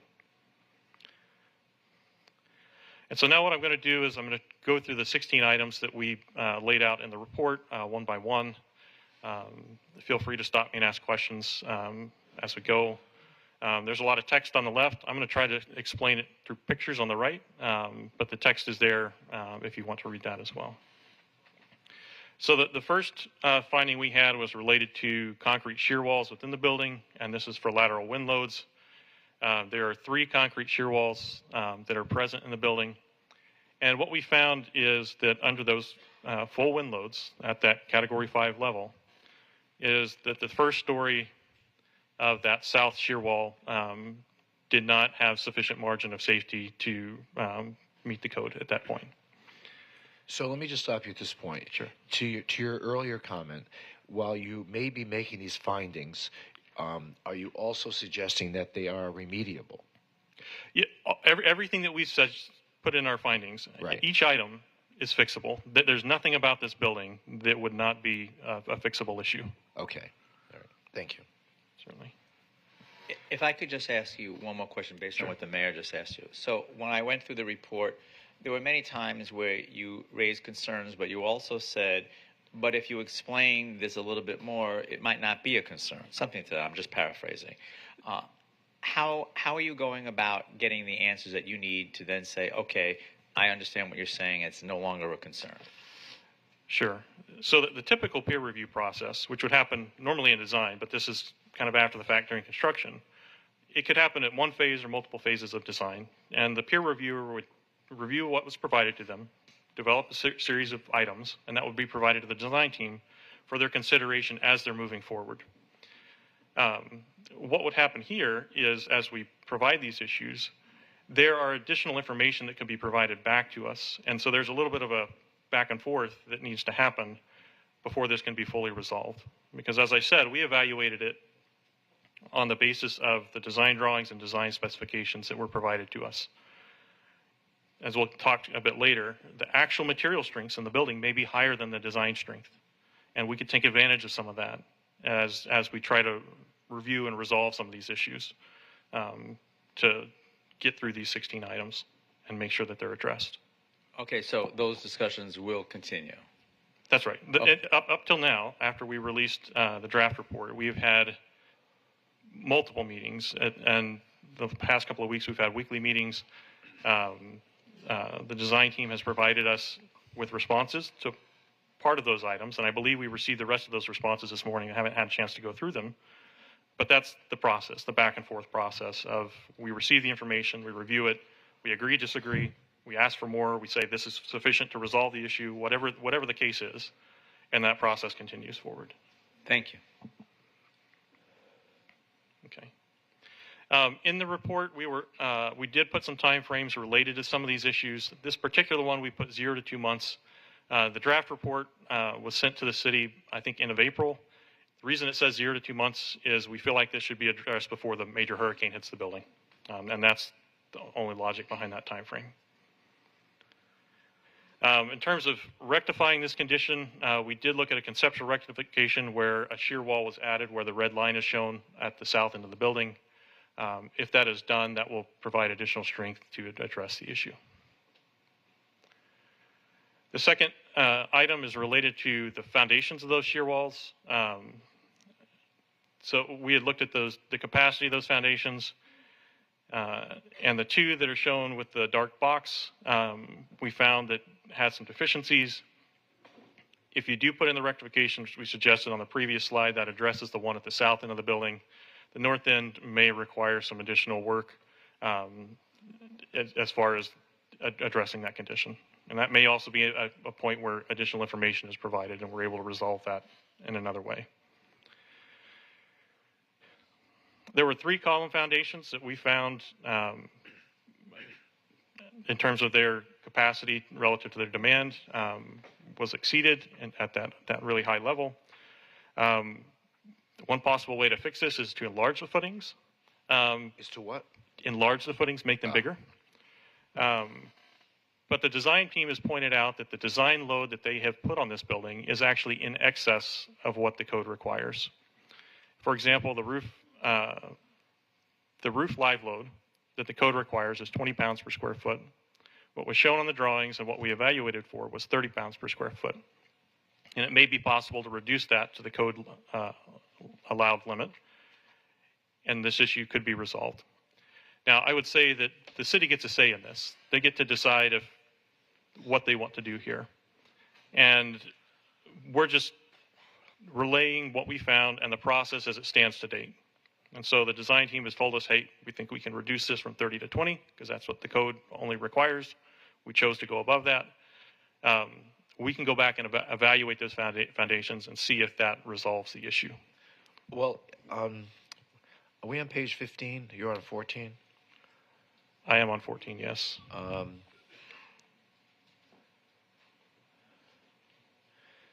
mean, it's better to be safe than sorry, right? It's better to have the extra capacity rather than what the code provides as a minimum. So the code is often what the code asks for is well above what it, in many cases, what it'll ever see in its design life. Okay. But the building code tries to anticipate what could occur over the design life of a building. Now, the 30 pounds versus the 20, the 30 does give you some additional flexibility in terms of both re-roofing in 20, 30 years. Mm-hmm. It gives you some additional flexibility as it relates to whatever you want to do up there, but it's not necessarily required by code. So how did you establish the 30 if 20 was all that was necessary by code? So when we evaluate the design, we took what was on the design drawings, which said 30. Right.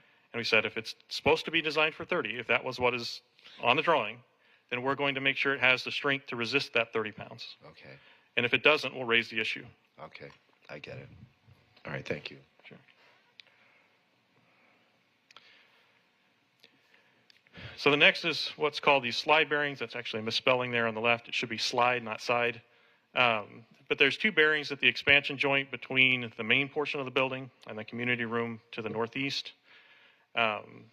We had found that the loads on those slide bearings at the full design load, that upper limit load, would exceed the manufacturer's published capacities for those.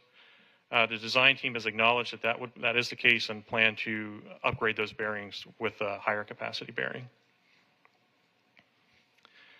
The 5th item here is related to a code provision it's called structural integrity, but it's basically a prescriptive provision that if a really, really extreme event were to happen that would cause a column to be removed and fail, and we're typically thinking, I don't like to say these things, but something like a bomb, but it would cause that to be removed. The code tries to give us some residual capacity to the structure so that we don't have that localized condition spread through the building. And the problem is the system that is used, and it's widely used in South Florida, there's a way that the system is used that the code is silent about. And so we said, well, we're not sure what to do with it because the code doesn't directly tell us what to do with it. So we'll raise the issue and see if the design team has information that we do not have. In the efforts of resolving this, we had a phone call with the building department last week to see if this type of system, which is widely used, is just deemed to comply because it's been used in many other buildings. Their summary of their comments was they see nothing unusual about this, but as engineers, we are the engineers, we need to figure out this provision. And so this effort is ongoing. Ironically, there is a little bit of test data that some gentlemen at our company had participated in as a research project. TT brought that up as a potential way to resolve this. Those discussions and determining if that data fits this application are ongoing. Ultimately, I think we're going to be able to get to a resolution here. It's just a matter of are we addressing the code issue, even though the code is silent on it. As it relates to columns, we found that there were up to 24 columns that were overstressed, meaning that full design extreme load was greater than the design capacity, that reduced design capacity with the factor of safety. And we say under axial flexure. That basically just means under an axial load and a little bit of bending on the column. However, of those 24, only 8 were overstressed by more than 10%. And why is that distinction important? So we evaluated the building under a specific set of assumptions. And those assumptions are related to design strengths, where actual material strengths might be higher. They're related to certain modeling parameters. And there are variability within the building code. We often think that the building code is a go, no-go type of document, but it's actually much more of a gray area than we would otherwise anticipate. And there's also building codes that say, in an existing building, you can go over by 5% with no problems. It sort of acknowledges that we have a very large factor of safety built into these structures. And so that's why we've presented to the city, considering all of those things, that even though 24 were overstressed, we don't need to worry about anything less than 10%. And quite frankly, even of the 8 that are left, only 2 are greater than about 13 to 14% over. And so those are probably the 2 that I would focus on the most. And the design team has indicated that they do intend to provide us some additional material strengths as it relates to the steel that was used, and that can be used to reevaluate some of these things. So they'll just strengthen the column? So that's one way to rectify it, is just strengthen it. If we can take advantage of the design, the actual material properties that were used to justify that this goes away, that's another way. Well, with all due respect, not so much directed to you, but with regard to this whole process, we're not looking for opportunities to kind of explain away deficiencies. We just want to address them and reassure the men and women who are working there, as well as the public, that they're able to enter into a building that is safe and will be safe for the next 2 or 3 generations. We don't want to be able to just find, back road justifications to just maintain the status quo. And I don't think that's what we're doing here. Okay. What we're trying to say is that the code says, here's this narrow lane. Right.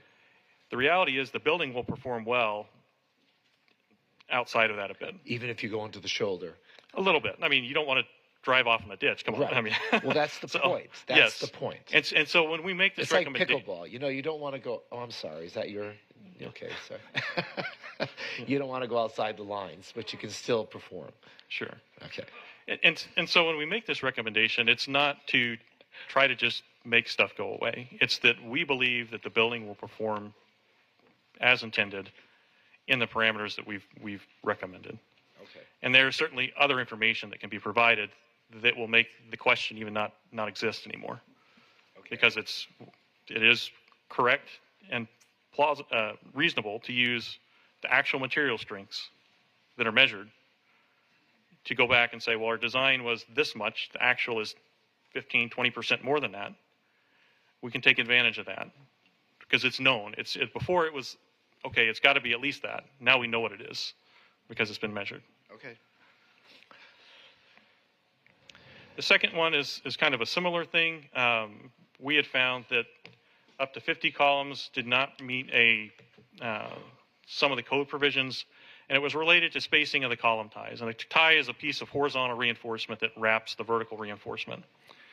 And the code it's once again, one of those go, no go. If it's slightly more than this spacing, you can't count on it. Doesn't mean it's going to behave that way. And there are other codes that say, well, we acknowledge that actually it does have additional capacity, and we'll give you some of that capacity. And what we have said is we've looked at those other codes. We've looked at the actual spacing that's there. And based on that, the capacity is there. And so we don't think you need to do anything at all here. It doesn't strictly meet this 318.14 provision, But if we go look at a different code, ACI 369, that lets us account for some of that, then it's got sufficient capacity. At that that really high demand that the code requires.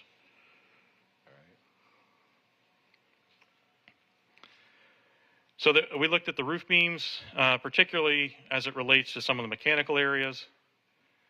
And we had pointed out that there was a discrepancy on the drawings. There's one that identified a uniform live load, and there was one that identified equipment weight, and depending on which one you chose, it may or may not work.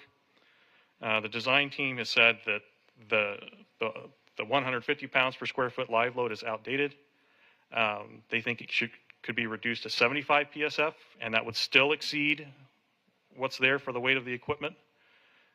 Once again, the city has a say in this, but we can go back and reevaluate at that updated design load. So why would the designers come up with the 150 pounds per square foot benchmark if it was outdated? Help me out here. So I think that's probably a question better addressed to them as to why it was here and then went into construction and now we're updating it. Sometimes early in the design process, you don't know the full programming of the building yet and what equipment will be used. And so you pick a high number. And then that could have gotten updated before. Well, we do know what it was going to be used for. What, pardon? We do know what the purpose of the building was going to be used for. People working in a building, police department. So these areas is for mechanical equipment. Okay. And so it's all those rooftop chiller units, et cetera, that are going to be there. And in the design process, if you're early on, you may not know if it's a 20,000 pound unit, a 30,000 pound unit, or 12,000 pound unit, which these ended up, I believe, having about 12,000 pounds. And so you might say, to make sure I'm covered for whatever the mechanical engineer decides to use, I'm going to use 150 PSF. Now, that doesn't say what the future of the building would be in 20, 30 years, what you need to put up there. Well, I'm just a small town lawyer here. I can't. These numbers are alien to me. I'm just trying to use common sense to try to understand how you start from one point and then end up at another point. They knew what the size and the dimensions of the interior space were in terms of determining the capacity and the need for air conditioning or heating. So they already kind of know what size units they're going to be using. And then to design a building to hold that piece up on the roof, they should kind of know the size of the unit they're going to be using. So how does it go from 150 to 75, already knowing the size of the units that they're going to be needing? I don't know if I'm going to be able to fully answer that question. It's okay. But what I can it's say, a rhetorical question. Sure. Because I'm just trying. I don't want to again have to rationalize or justify the reduced the reduced quality of this particular structure by insinuating that we didn't really know it, that what was going to happen, what kind of air conditioning unit we're going to need. I mean, it's just, I don't know how they picked 150 and then we're comfortable with 75. So what we would have expected in a design process is that early in the design, when we don't know a whole lot about what's going to happen up there yet, we don't know the weights of the equipment, we might start with the 150. And then as we get closer and closer to construction documents and everything starts to become more nailed down as to this is what we're using, this is its weight, this is what we anticipate for future weight, that we could take that number and maybe whittle that down. So this isn't really a defect then? But this is not a defect. But what is... Under that thinking. What is a little bit different is we usually expect that process to be complete by the time you hit construction, not to be at this point and revising it. Okay. But in terms of what equipment is there, what uniform live load is needed to address that equipment, even in excess of what that current equipment is, 75 is enough to address that. And you find 75 is enough to address it? We would want to reevaluate under that. We've held off evaluating till we have better direction as to what the city wants to do here. But in doing quick calculations, that 12,000 pound piece of equipment over its footprint is more like 50, 55. And the 75 is more than adequate to sustain the weight. Relative to that, yes. Okay. All right. Did you want to say something, Pam? Yes, I'm uncomfortable with what I'm hearing, because I'm hearing numbers, and then it's being suggested what the city is comfortable with. So I'm trying to understand if there's a requirement, and then there's being an adjustment, and then it's up to the city if we are satisfied or comfortable with it. Where's the safety line in that? The safety is addressed in both scenarios. Where the difference between 175 and 150 is, the 150 says that if I've got equipment 10, 20 years down the road that's twice as heavy, I still have enough margin at that larger equipment weight to address that. What I'm saying in terms of the city's direction to us is that it was at 150. The design team said 75 is more than enough for what is there. And we've looked at the numbers, and that seems to be true. That we have no problem reducing it to 75. But it's not our building. It's your building. And if you decide you want it at 150, and you want to keep it at 150, the margin of safety is still there at 75. But it's your choice as to whether or not to say, no, we want to keep it at 150. We want to maintain that future flexibility for that equipment. Thank you. Anthony, question. So who in the city's making a determination like that? So as Brent was saying, it's probably more common practice that it happens before this point. We would look at it as whatever the specifications were on the plans, right? So whenever it comes to the building department, they're going to look at whatever the engineer of record has written on the plans and what those specs are, and so they would go through it. In terms of what we're talking about now, I think all Brent is trying to say is we may not have known that it went from 150 to 75 if it had happened under the regular process. They just pointed it out because the plan showed the 150. We more than likely would have been totally fine with the 75, because I don't think there was anything in the specs that said that the roof had to be at 150. It's just what is designed to carry the load of the equipment on the roof, and is it adequate for that? And what Brent is saying is that the 75 appears to be adequate for that. So in terms of a normal process, that number may have changed, and we might not have even really been aware of it as long as it had gone through the review process and everyone had come to terms with that meets all the specification requirements, what we put in maybe the RFP and what's part of the building code. Right, I get that. And now it's at 75, and so what I'm hearing him say is we have to decide, are we comfortable with that, right? Yep. And so if we're not comfortable with that, then we need to go to AECOM and say, we're not comfortable with this delta, right? Yes. If we're comfortable with it, we're going to say, hey, outside engineering firms comfortable with it, we're comfortable with it, good to go. So who's making that determination, that city determination of if we're comfortable with a component like this? So I think what would need to happen here is we have several experts that are involved in this review on WJE side, and then we have Thornton Tomasetti and AECOM. We also have our in-house individuals. Some of them have a structural engineering background that we can lean on. And for instance, the structural plans examiner, the chief structural plans examiner, we could talk to him and see what his recommendation might be, and the building official to see if they have any concerns there.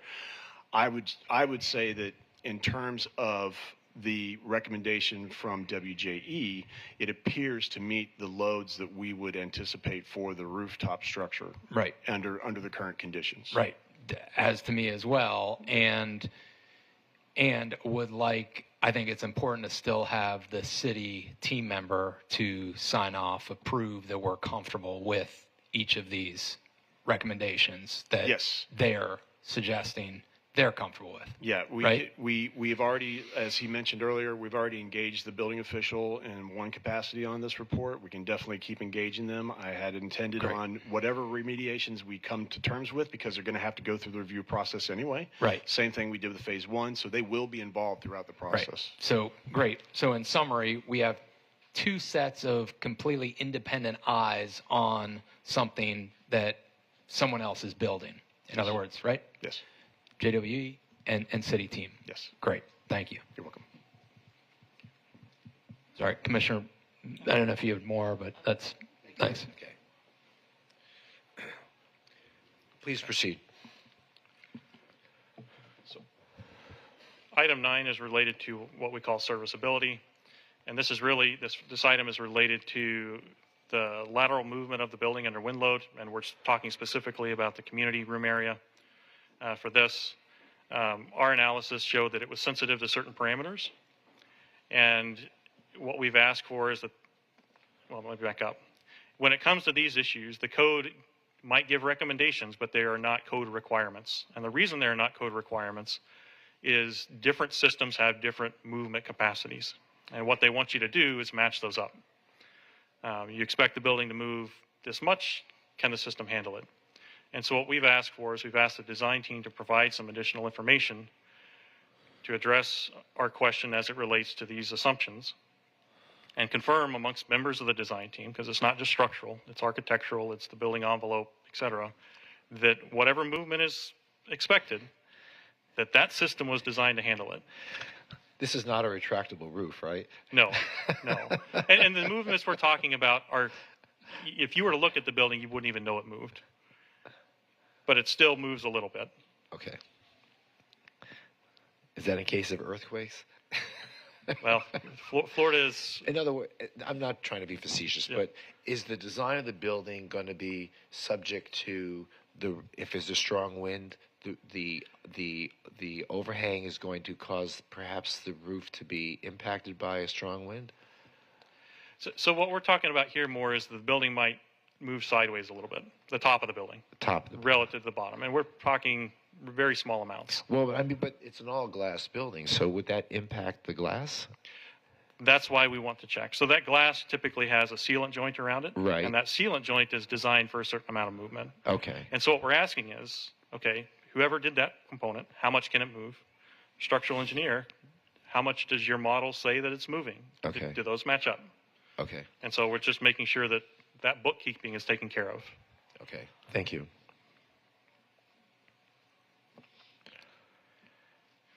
This comment is related to the building period, so all things that have mass vibrate at a specific frequency, whether we realize it or not. For typical, has a natural fundamental period of vibration that's greater than 0.9 seconds. That's more than what we would expect for a building of this height. We'd expect it to be short, less, more in the 0.5, 0.6 or less range. It's not, once again, it's not a code provision, but it's more about just typical building design. To demonstrate what that means graphically, if, for example, if wind were to blow on the building, right now it kind of wants to twist a little bit, and it wants to twist around that dark X up towards those two shear walls at the top. And that natural frequency is about 0.9 seconds or greater than 0.9 seconds. What we've said is if you put that shear wall in that we've recommended at the bottom, that pulls that point down more closer to the center of the building, which we would want it to be more symmetric, and changes that to more of a lateral instead of a twisting type of vibration. It's not required by the building code. It's something that we had noticed in the design process, so we wanted to point it out to the design team as part of the process. This number 11 is related to concrete cover depth, and why does that matter? We need to maintain a certain amount of concrete over the top of the steel for durability purposes to make sure that steel has a long service life and is not corroding. This appears to be mostly a documentation issue, and the design team is going to provide us with that documentation to show that yes, indeed, the proper cover depths were maintained. And they indicated to us verbally that the precast supplier just noted that, hey, this is just the line is on the wrong place on the drawing. It wasn't actually there. Items 12, 13, and 14 are basically related to documentation within the drawings because we need those to be sort of live on 20, 30, 40, 50 years down the road. The design team is working to provide that documentation and update those. Now, one thing that the design team has pointed out to us, and that we looked at a bit in this process, is they have indicated that, if you look on the right side, that there are a number of masonry walls in this building, particularly in the first story, that they are contending are part of the lateral force resisting system. We, in our evaluation for this report, did not consider those because the information we had at that time indicated that the connection at the top and bottom of those walls was not necessarily a reliable connection or something that we could have confidence in. There was just too many unknowns related to that. And so we didn't think that was a reasonable choice at that time to use that. And so we said, we're just going to use the reinforced concrete shear walls in our evaluation.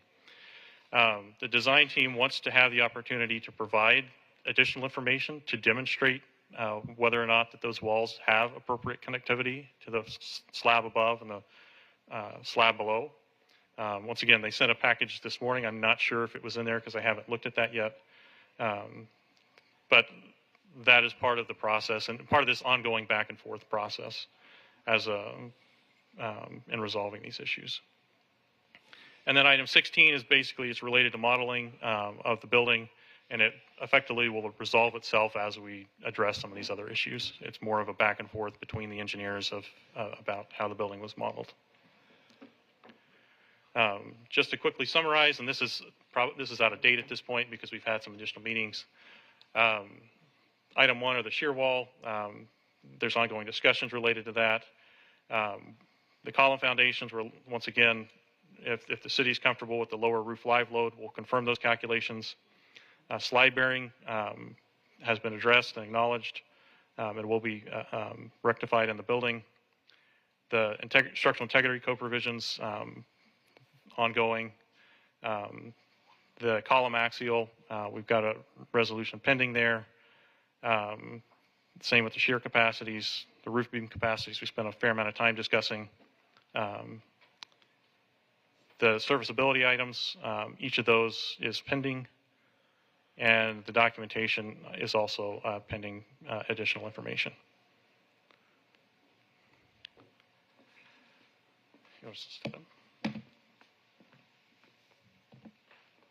Thank you, Brent.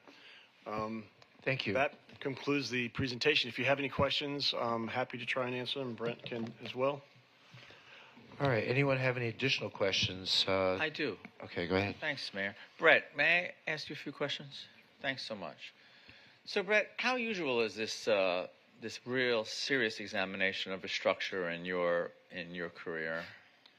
So, a peer review is relatively common. For example, the city of Miami requires them for buildings over a certain size or height, et cetera. It's not required in all jurisdictions. It's not required in every building, but it is relatively common to do these types of peer reviews for larger or more important buildings. So I've seen structures go up in our city over the years, and I can't remember this kind of really taking a good hard look and making sure that we're okay with a structure. And I'm thrilled with this process, and I'm thrilled with all of the sets of eyes that are on this. So in your estimation, where we are today, do you feel confident? Do you feel that at some point in time, whether it's at the end of this year or shortly after, that we're going to be moving our good folks into this structure, knowing that this is a safe structure, and is that level of confidence high at this point? And if not, are we going to get there? I think we're going to get there. So once we've addressed all these items, we've resolved them or rectified them in some way in the building, that at the completion of that, I would have no qualms at all that this building should perform as well or better than any other building that's designed appropriately to the building code. Okay, thank you. Brett, thanks. If you could just recap for in a way that we all can understand, just from your view here. What happened? Why do you think it happened? And what are some lessons learned? So what, just high level, what kind of just basic, what happened here?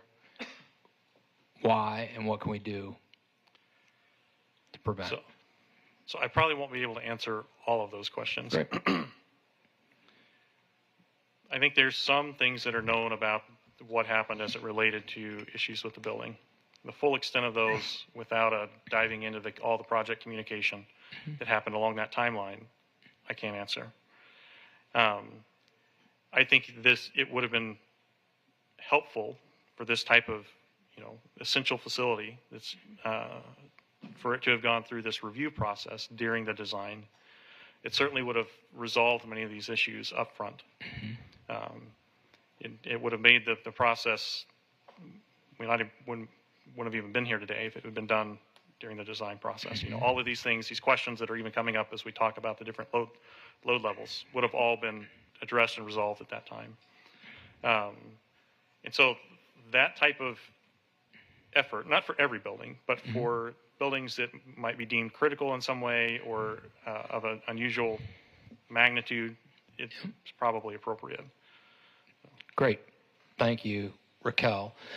So what I'm hearing there is one of the lessons learned possibly from this is that there may be certain buildings that we should require peer review in the design process.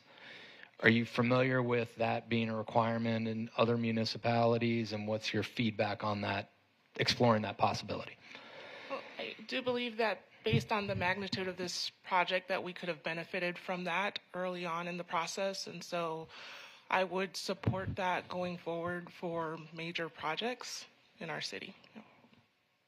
Great. And so and I'd be interested, what do we deem major projects? So we don't have to figure that out right now, but I think that could be a helpful conversation for us to have of deciding what that looks like and when it is necessary or not. Absolutely. I think further discussion is necessary. I think there are more lessons learned and lessons potentially to be learned through this project, and I'd like to sort of do an after action as we wrap up the project and continue through it. I think there are more items identified that we need to build into our process. Oh, great. Nice.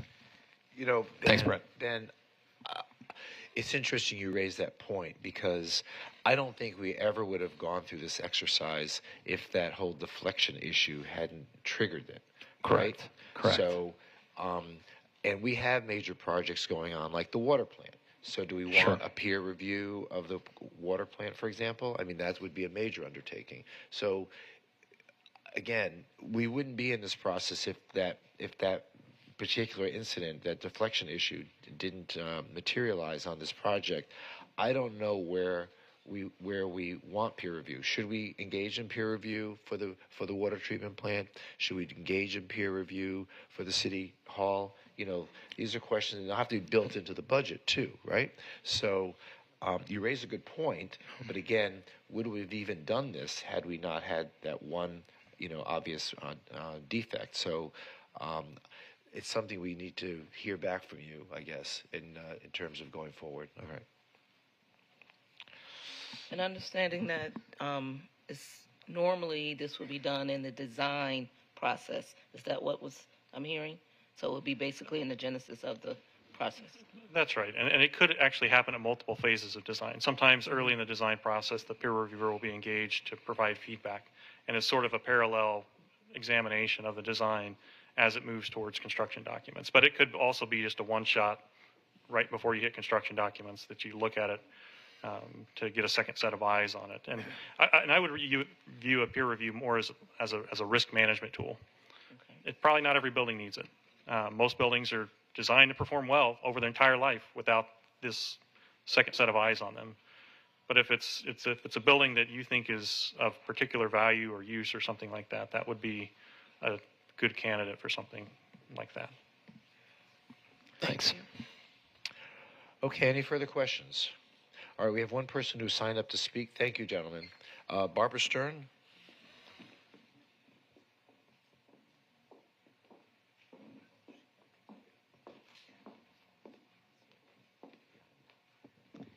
Good afternoon, Barbara Stern, And I'm glad to hear these concerns about the peer review because these are typically done on these type of projects and they're done early on. Hollywood Police Department engaged in a peer review study as they were going through their design phase so that they wouldn't have these problems. Unfortunately, yeah, we did have that deflection issue. And now we know the other design flaws that were in this project. So shame on the city for not engaging in a peer review process earlier on when you take on a project of this magnitude. And I certainly hope one will be used for the City Hall project. You know, we've heard a lot of stuff in the news. We've heard it in the meetings about different issues that have happened with this building. And I know the public, myself included, media, all have general concerns. And we heard today that you have the utmost confidence that this building will be fine for people to go into.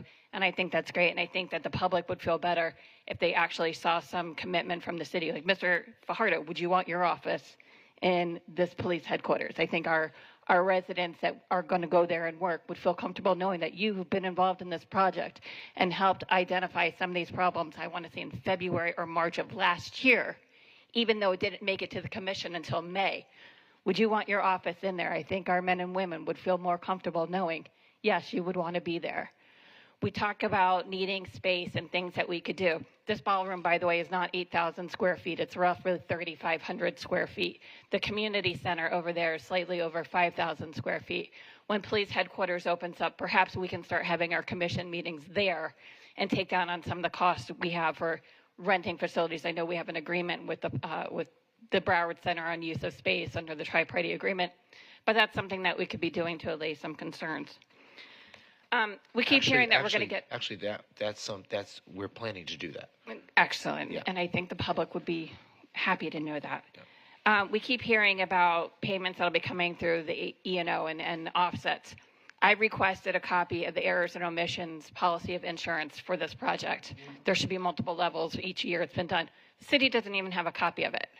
I don't understand how we don't have a copy of the E&O policy that's in effect for this, or how we haven't been able to get one in the month it's almost been since I've made that request.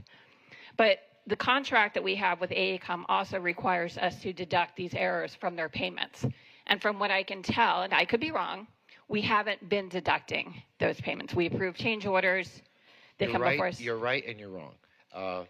You're right in the fact that they have not been the credits have not been trued up yet, but in the end, it's our intention. In fact, I met with AECOM yesterday, and that's the intention that we will be given I'm talking. The city will be given the credit necessary in order to make up not just for the construction costs, but for the delay and the extra costs that we are incurring, being even in this building when we could be meeting over in the community center there. So all those consequential damages, we will be making a claim against AECOM.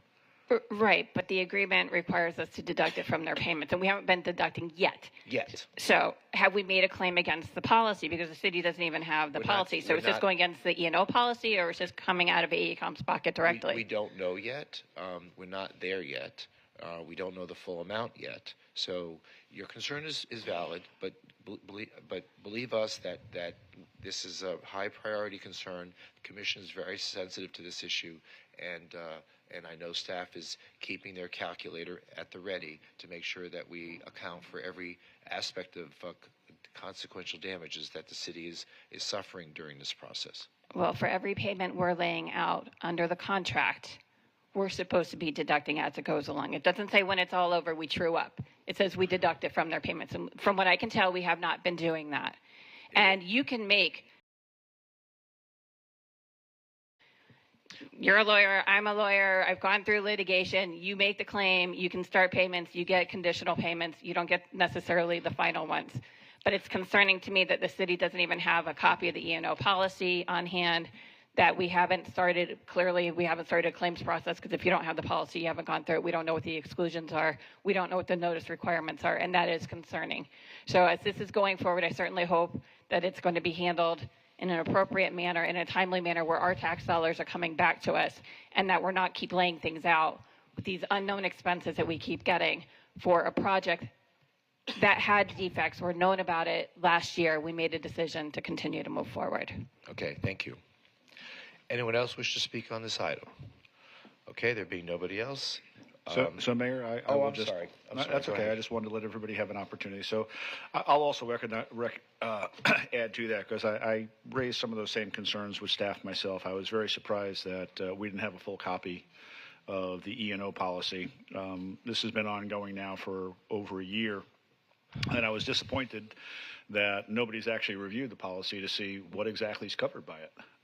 This is something that I would have expected that as soon as we started running into problems, it would have been the first thing that we would have done was made sure that we had more than just a deck page, but the full policy in hand, and that we would have reviewed it because we're making certain representations, staff is making certain representations to the commission about our ability to recover all of our costs, and I'm hopeful and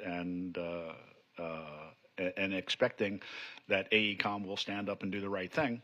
They're a good company, and I have no doubt that they desire to make this right.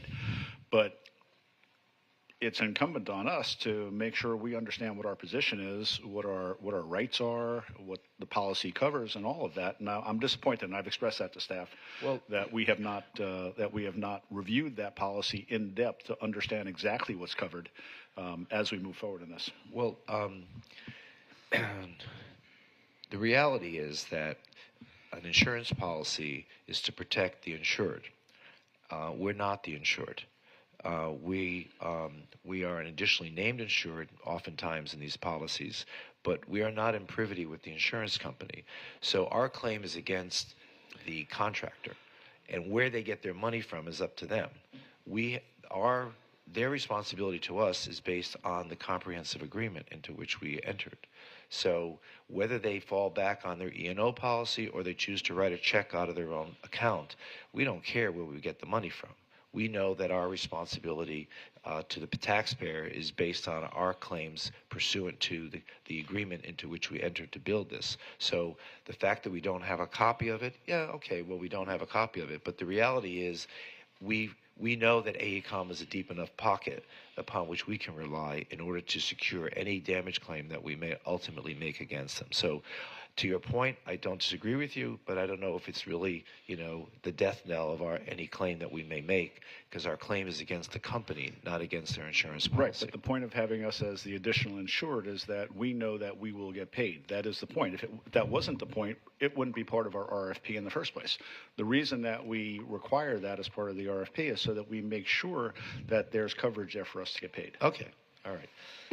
All right, very good. Anyone else? Yeah. Yes. Okay. So, Dwayne, feedback on E&O policy.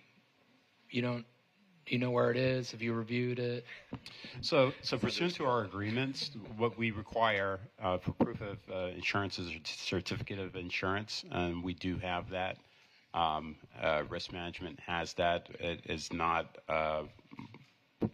part of regular practice to have the full policy. As the mayor stated, we are not the insured. We are, we're named under certificate, but if we go after the provider, they're responsible for they're responsible for paying the city and not the insurance companies. Okay. So is what we have sufficient from a existing documentation standpoint in your mind, or not? In terms of assurances that they're sufficiently covered, yes. Okay. All right. Great. Thank you. When we last talked about this, Raquel and Dwayne, we had talked about AECOM's agreement to provide the mitigation costs, the further evaluation costs, and a ongoing evaluation of the deflection and other components. If I understand it right, you are working on that agreement. How is that progressing? I think that's progressing positively. Attorneys on both sides are meeting this week, and we have every indication that this will be resolved shortly and that we'll have that amendment in place. Great. Any concerns, Raquel, at this point that you have around the appropriate mitigation and AECOM providing the funding for all of those things that I mentioned and all that we've seen today? I have no concerns from the staff perspective. I'm not sure if our city attorney's office has any legal concerns at this time. Okay, great. Dwayne, any legal concerns with where our position is and where we aim in the short term? So we've only had the comments from representatives of the companies. We'll be meeting with the attorneys this week, and after those meetings, we'll have a better understanding in order to address that question, a better feel for the position. Okay, for whether you have concerns or not. Correct, because I think the prior city attorney has stated what he accepted in terms of their statements on record to the city commission in terms of their culpability and their responsibility and what they desire to take responsibility for.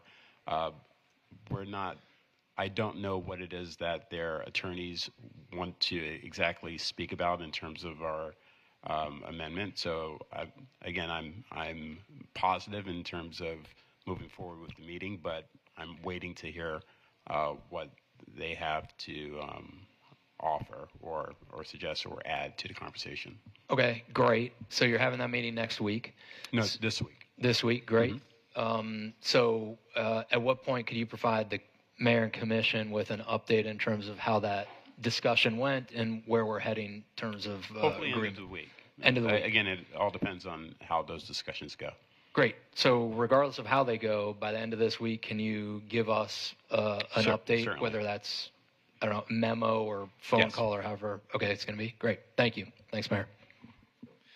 Anyone else have any comments? Okay, there being none, let us proceed to business 4, discussion of the city attorney candidates. Jerome. Good afternoon, Mayor, Vice Mayor, and Commissioners. Jerome Post, Director of Human Resources. At the May 6th conference meeting, I presented to you the list of candidates that was reported by the Citizens Committee for consideration for the position of City Attorney.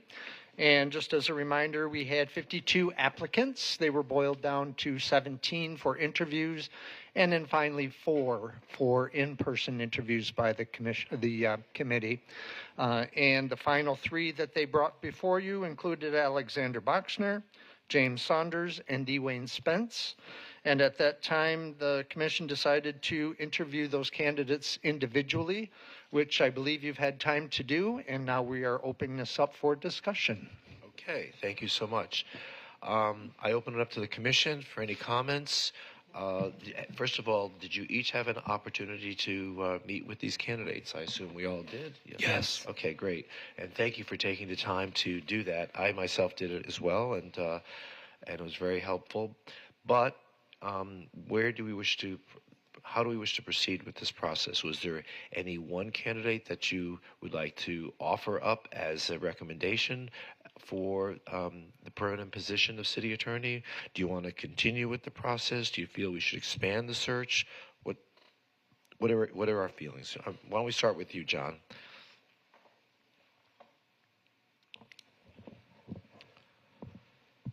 So again, Mayor, as you said, I had the opportunity to meet with the candidates. I did not meet with Dwayne. I don't think I need to. I've worked with him for well over a decade and a half, so I think I know him fairly well at this point. But the other 2 candidates I did meet with. I spent an hour and a half with each one of them. Got into a lot of detail. I'm very impressed with the caliber, quality, experience of both of them. I think they're both outstanding attorneys who I think will be great whether they're with us or with that or stay with the cities that they're currently with. So I think we're very fortunate to have such competent folks that want to come work with the city. I'll leave it at that. I just want to hear what everybody else has to say as well. But I was, again, very impressed with everybody that we've got available to us. Okay. Pam? Yes, thank you. I too interviewed all 3. I had the pleasure of speaking with each one of them. Very detailed and great conversation about history, their previous experience, and then also what they believe they can bring to the city. I'm ready to move forward with recommending for appointment. I will wait for what everyone else has to say, but that's the position I'm taking. I'm ready to move forward. Okay. Commissioner Glassman. Yes, thank you, Mayor. I, too, had the pleasure of speaking with all three candidates and very much appreciate that time.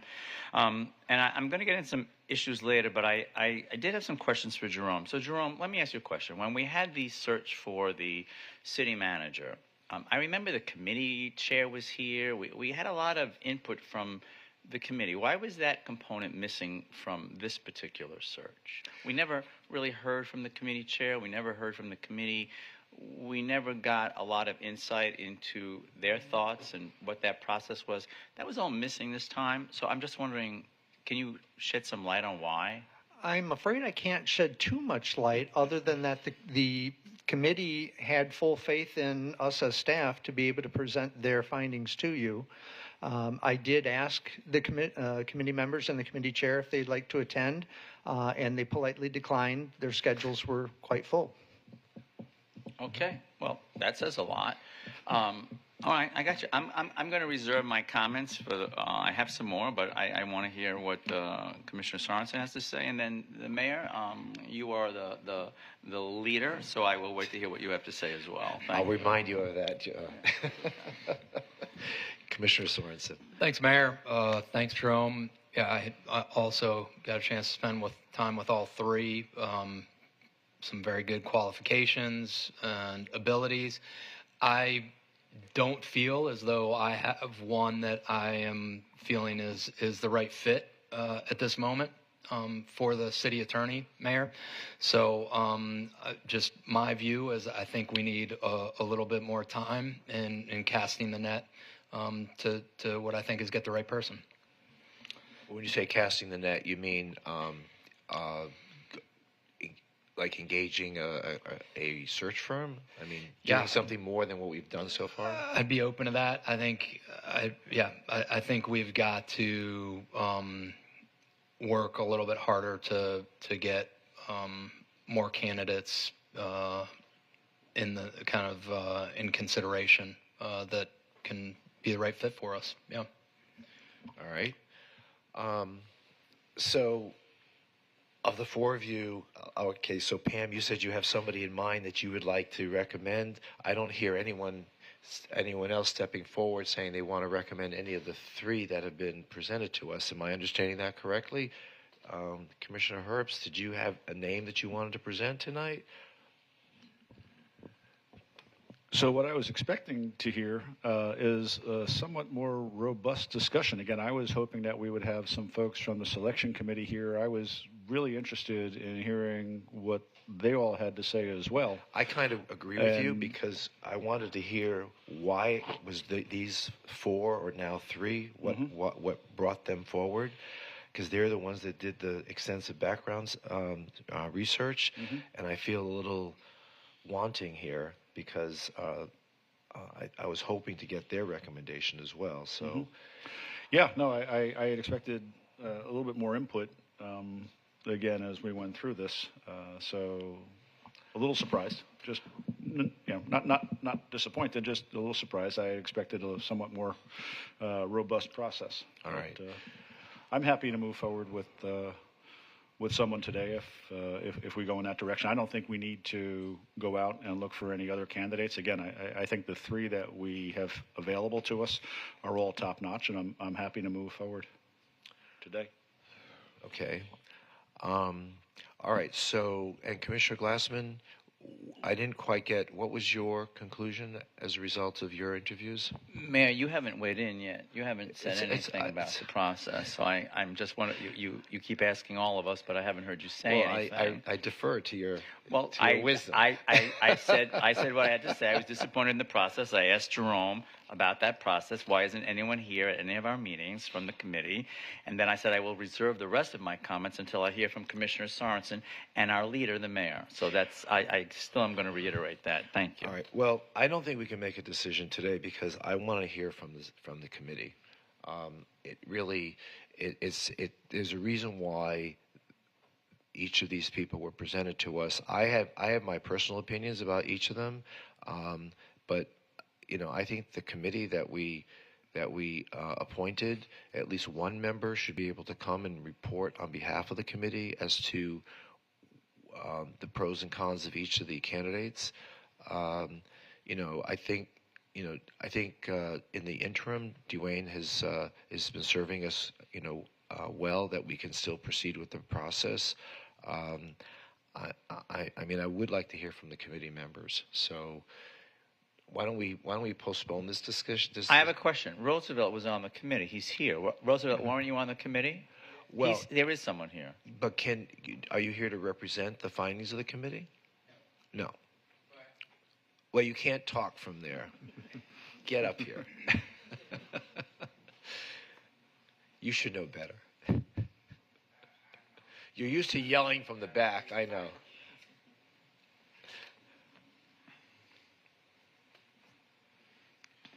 Roosevelt Walters, a member of the search committee for the city attorney. And the reason why we didn't do the recommendation on the city attorney this time that we done the first time, or when we did with the city manager, I also was on that, is the committee tried not to influence your thinking because you had the interview, and I asked that we send up a ranking on the candidates, but I was only one of 5 votes, and I don't normally lose, but I did, and that is why you find yourself not having anybody to speak before you. And they said, let the commission be the people that make the final decision on the candidate of their choice without having the influence from the committee. Well, everyone's dancing around the issue. Well, I noticed. Yeah. All right. Good. Well, thank you. Thanks, Roosevelt. I mean, my limited perspective is that as we're hoping you will influence us and share with us your perspective. And I know that's kind of similar to how you feel, but yes, so I'm just yes, it is preaching to the choir. So thank you for your service. Yeah. Okay, thank you. That's okay. Well, Mayor, maybe this will make it easier for you, Mayor, but I'm going to actually, Commissioner Sorensen, you said we should reopen this? Yes. I'm going to concur with that, Mayor. Reopen it to by in what way? Hiring a search firm? I think we should. I think we should have a search firm. So based on those comments, you weren't really comfortable with any one of these 3 choices. I don't feel the right fit at this moment. No, okay. I don't. All right. Were you going to say something, Pam? Yes, I was going to say I don't agree with reopening. I believe we've gone through a great process.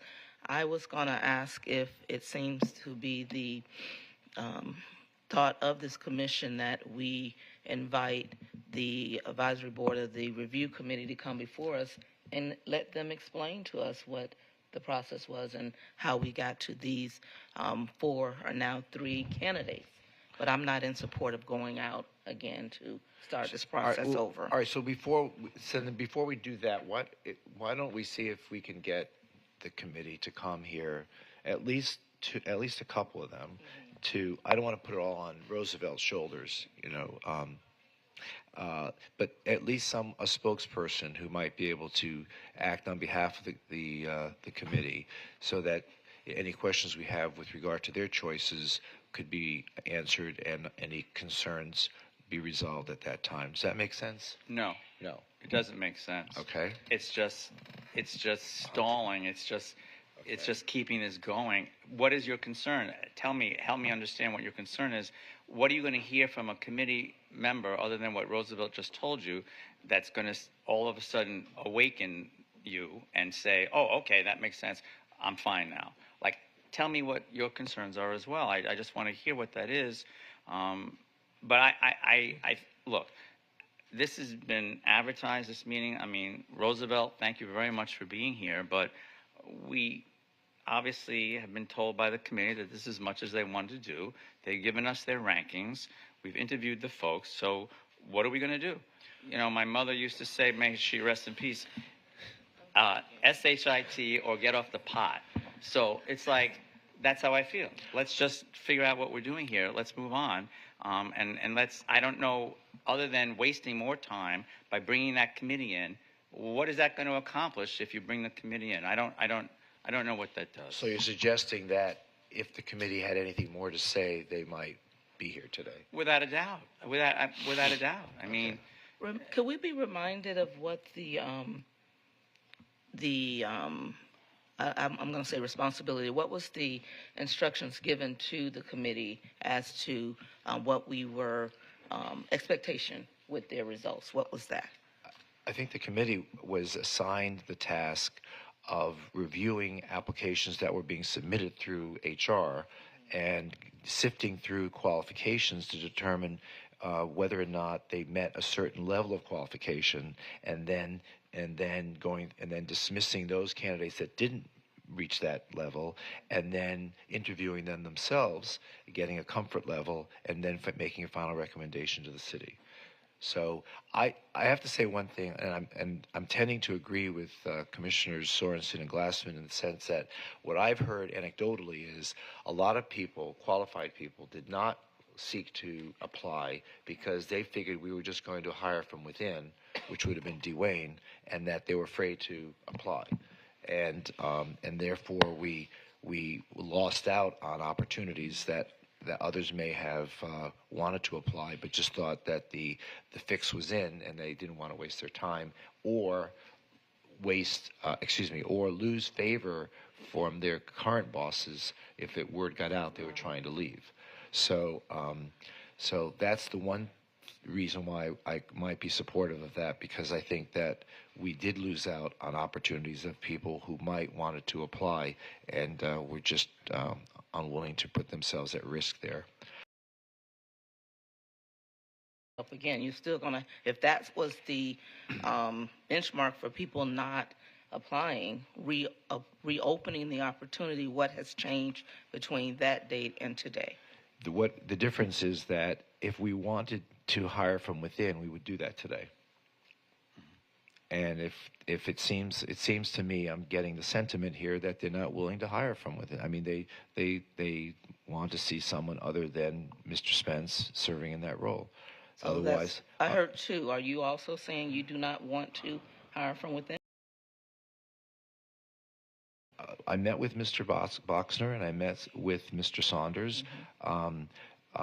Each one had their strengths and weaknesses. I just don't feel that they measured up to what I feel was the requirements of the position. I've worked with Dwayne for a number of years, as did Commissioner Herbst, and I've seen Dwayne perform admirably, and I feel that there's great merit to his application. But I also feel that there might be someone out there also that could fulfill the role. Dwayne has always been ambivalent about it. But Dwayne, you've always been ambivalent about this role, and so while I think you're a great member of our staff, I just wanted to see who else might be willing to take on the role that we may have been denied because they felt that they shouldn't waste their time because they thought that we were going to hire from within. So that's my feeling, and so I guess I would go along with you guys. Okay. I don't know what Commissioner Herbst wants to do, but do you have any final thoughts on this, Commissioner Herbst? Yes, I'm ready to make a decision today, but it doesn't sound like there's a consensus for that. Okay. All right. So I guess the majority would ask that we advertise this and see where it goes. I did want to just add one thing to answer Commissioner Beasley Pittman's question. I've also heard those comments, Mayor, that what you said about why people felt they didn't apply, because I did dig a little deeper on this.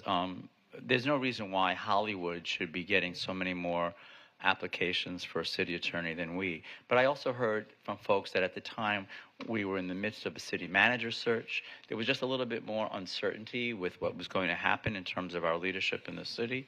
And I just wanted to add that as some other comments that I also heard. Jerome, can a search firm be helpful in getting more candidates or more aggressively pursuing qualified candidates? Well, I think it's fairly well known that a search firm has more contacts and more ability to reach out to candidates that they're acquainted with and they have on the market or in their pocket already that may be interested. It's my opinion. I think you will still find a number of those that will be reluctant to put their name out there. Well. All right, so that's. Oh, I'm sorry. Go ahead. I'm forming my words here. All right. Commissioner Glassman, you made a statement. You cited what your mother said, and I think we need to do something tonight. I don't understand why we are going in this direction. We talked about earlier today moving forward and being a commission that is taking action. And I believe that the three candidates that we have, including Mr. Duane, they are of statute that could do what we need. Mayor, your comment about individuals thinking that it will be inside or it's already decided, I don't think that's going to make a difference with including a search firm. This is running deeper, and I've made this statement. I'm going to continue to make this statement until we, as a commission, begin to change. Is it that people don't want to apply because what this commission looks like and how we're doing business? Are we going to make a change and show that we are a commission that can unify and stick to a plan? We already said that we would not do or utilize a firm that was decided when we started this process. Now we're rolling back. That's my statement for now. But I would love to see us move forward tonight. I understand that the majority has stated, let's start over. I believe we're doing a disservice to the city by starting this process over. Thank you. Okay. Any other comments? So how do we start over? So we're not starting over. I know, but how do we continue? So it seems that your recommendation that we engage a search firm would probably be the next step. And so that's the direction. And we'll start the process of getting a search firm for you. Okay. What is the guidelines for the search? Are we doing nationwide? Could we have at least that conversation if we're going back to a search firm? Well, we can't go nationwide because they have to be Florida attorneys. So it has to be more regional than national. Well, they have to be registered with the Florida Bar. Right. So they technically could be outstate. We did have some candidates from outstate. Well, clearly, clearly a person who has Florida credentials, Florida experience, municipal experience are going to be better candidates than those who live in California, right? Certainly. So it's just a totality of the experience and the background that is going to weigh in on this. So I wouldn't waste my time doing a national search. I would focus on Florida or maybe even the region. And I think that would help the committee in terms of narrowing down the number of acceptable applicants, right? Okay. All right. All right. My next question with the listing for the job, the posting of the jobs, is there anything that the majority of this dais wants to see different on that posting? If we're going to put the same information out again, if we're looking for a different caliber of employee, what is going to change about that posting? Is it years of service, a type of, what specifically is the difference? Yeah, that's a good question. What's the salary range on the posting? Do you know? It was listed as being, I believe, above the 300 range. Yeah, or in that range. In 300 range. Right. Okay. I may apply for it. Okay. Yeah, I mean, that's just my, so the city manager is at, what, 350,000? So does that range go up to that level? Do we know? We don't have the appointees on the city's pay plan. Those are negotiated salaries by the commission. So you could set that rate however you want. Right, I guess, Laura, you're shaking your head. I don't. So I guess we don't know what the specific range is listed on the job application. So there is no pay range. There's no pay range. It's Okay. determined by contract negotiation with your Right. team. Okay. So I don't know if that's something that we should articulate more clearly on the advertisement. Salary range. Yeah. Well, again, your point is well taken. How did we do it the last time when we hired Tom? What was the solicitation? We did use a search firm for that when we used Mercer. Right. And we developed a recruitment brochure. And Dunya Higginbotham from Mercer actually conducted that search using the brochure that we had put together. And then she collected the applications and resumes, and they had a similar process to what we just conducted using Citizens Committee with a few of the same members that we had this time. And was there a salary range used in that solicitation? It was similar to the way it was posted for this one, in that we put a base range around, but we didn't put specific numbers in that brochure. All right, so why don't we just follow that? So you have that brochure. Yes, we you do. have. Okay, so if I could just ask a question, how do you see this in terms of a timeline moving forward now, and when we might get a selection of folks that would come to the commission for our decision? Well, we already have a lot of the pre-work done, the brochures done. It would be a matter of getting quotes from a few search firms and make a decision as to which one we want to use and go from there. I would imagine it would be another 3 months. All right. So the beginning of September, which is we're on break September. anyway till the Right. third week of August, so that's not Correct. bad, right? Mm-hmm. Okay. So would the process be going, the search firm would recommend directly to the commission, or would the search firm recommend to the committee? To the committee. Are we establishing a committee again?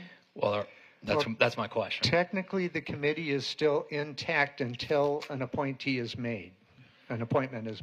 Okay. That was done by the resolution when you created the committee.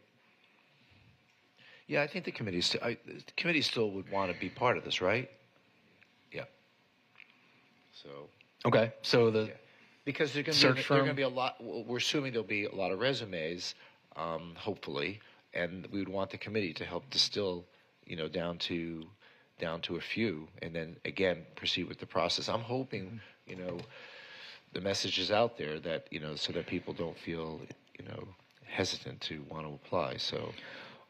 Well, I think one of the things that's different now is I think that Raquel is here, and I think that we have excellent city manager when prior to there was transition. I think that's a steadying force that's going to attract, I think, even more candidates, frankly. So I think the number given to the committee should be a relatively small number just for timing and efficiency standpoint, Mayor, given so that we can, continue to move this along. Okay. So, Jerome, I don't know what that number is, but, I would think, 8 or fewer, just to throw out a idea. Right. Yeah. And can you get this back to us when we come back in the third week of August? We'll do our best. Thank you. Thank you. Okay. Commissioner reports. Commissioner Herbst. No report, but just a question, Mayor. So folks in District 1 are wondering what's going on with Inter-Miami, so we were hoping that you could provide us with an update at some point. There will be I will have a final. I've been meeting with them regularly. We just had a meeting last week. We're getting really, really close to terms that I think when I present to the commission for acceptance, I think we're going to see something really good, and it will include. It's a comprehensive agreement on all the issues involved, and I should have it before either the next meeting or the meeting after, before we go on our break. Thank you. Commissioner Beasley Pittman.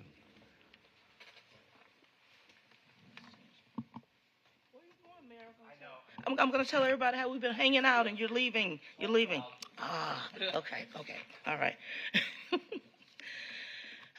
Since May 20th, giving everyone a report of some of the things, activities, events, also a memorial service that I attended.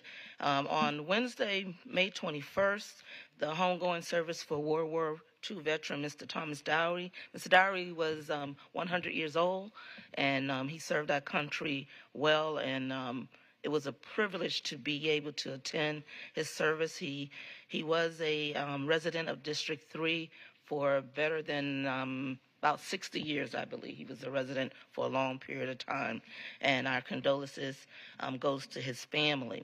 Also, wanting to share that on Saturday, May 24th, was the Great American Beach Party. It's always an awesome event.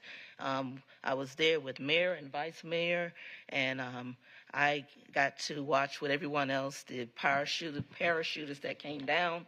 I keep throwing this out there, everybody. If you don't know, I am one who loves to skydive, and I'm trying to get that opportunity to skydive along with those that gives that entertainment during that event. So maybe next year you all see me come down with them. And what I'm working on, because they're telling me they don't do tandem. So I'm still a tandem. So That's an insurance policy I want to see in full, though, yes, just so you yes, understand. yes. Okay. Risk management, we're already in contact. Okay, all right. But just a day. And then also that Monday, the Memorial Day ceremony and Remembrance Day of Remembrance, Mayor and I were at the Memorial Cemetery on 84, and a beautiful event that, along with Parks and Recs and the cemetery board, a beautiful ceremony that recognizes and remember those Fort Lauderdale servicemen in a day of memory. So I was able to attend that. Also, I would like to share that on Tuesday, May 27th, as a member of elective official for AHAC, the workshop, we have 2 obligated meetings a year. We are part of Region 7, so I did attend that meeting via Zoom, sharing with Affordable Housing, Florida Housing Coalition, what it is that we are doing in the city of Fort Lauderdale, far as including and adding to the numbers for affordable and sustainable housing. On Wednesday, May 28th, I attended the Continuum of Care Board meeting. Great meeting. Some great things are going on via that board, along with Pong. Chris Cooper, I'm sorry. I was on Zoom via that meeting. Were you in the room that afternoon? Good afternoon. Commissioner, I was on for the Pong meeting. I was not able to go to the COC meeting. Okay. All right. What I wanted to share, because some great things are coming together with the Continuum Care Board. The county is aligning with, of course, the school board. When I first started, it was difficulty with being able to identify within our school system how many children were actually listed as being homeless, houseless, or in a shelter. And with the new program that's being used, there's a better and more accurate count of those individuals. And we received the report of there was 55 families that were identified that needed some form of shelter.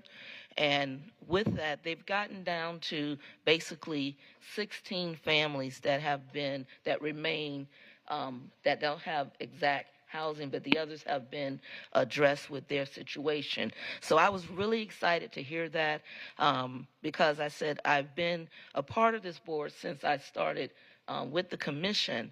and it seemed that we weren't really making any progress.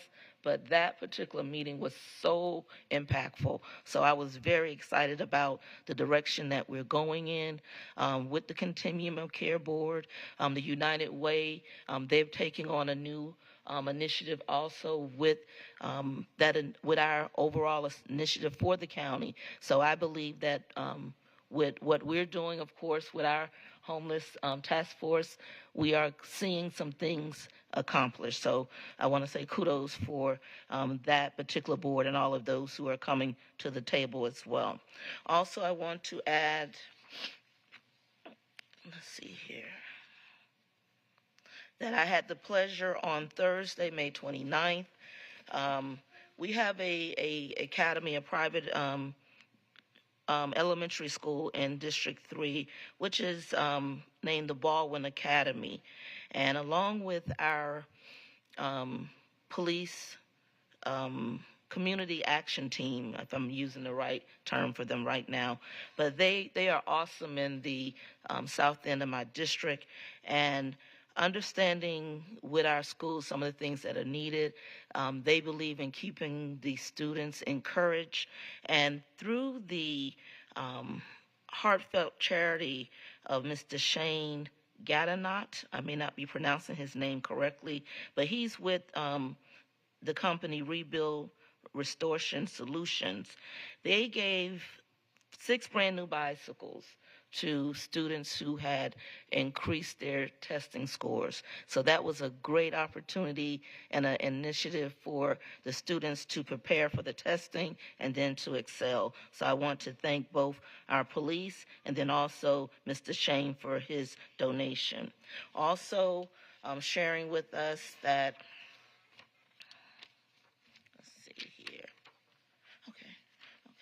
okay. The other item is not a share. It's a conversation that I want to have. And I believe it was during the conference, and Ben, you can correct me if it was conference or at our regular commission meeting. You brought up the conversation about a order and decorum conversation, and you talked about more so being addressed to those our neighbors that come into our meetings. You were concerned about the meetings. And when you started the conversation, I thought you were going to be referring to the dais, because I believe that we as leadership, we need to lead by example. And I truly feel that we're not meeting that mark. But with that being said, I had a conversation with our attorney, and I asked about what does our being the commission, what does our code of ethics conduct looks like?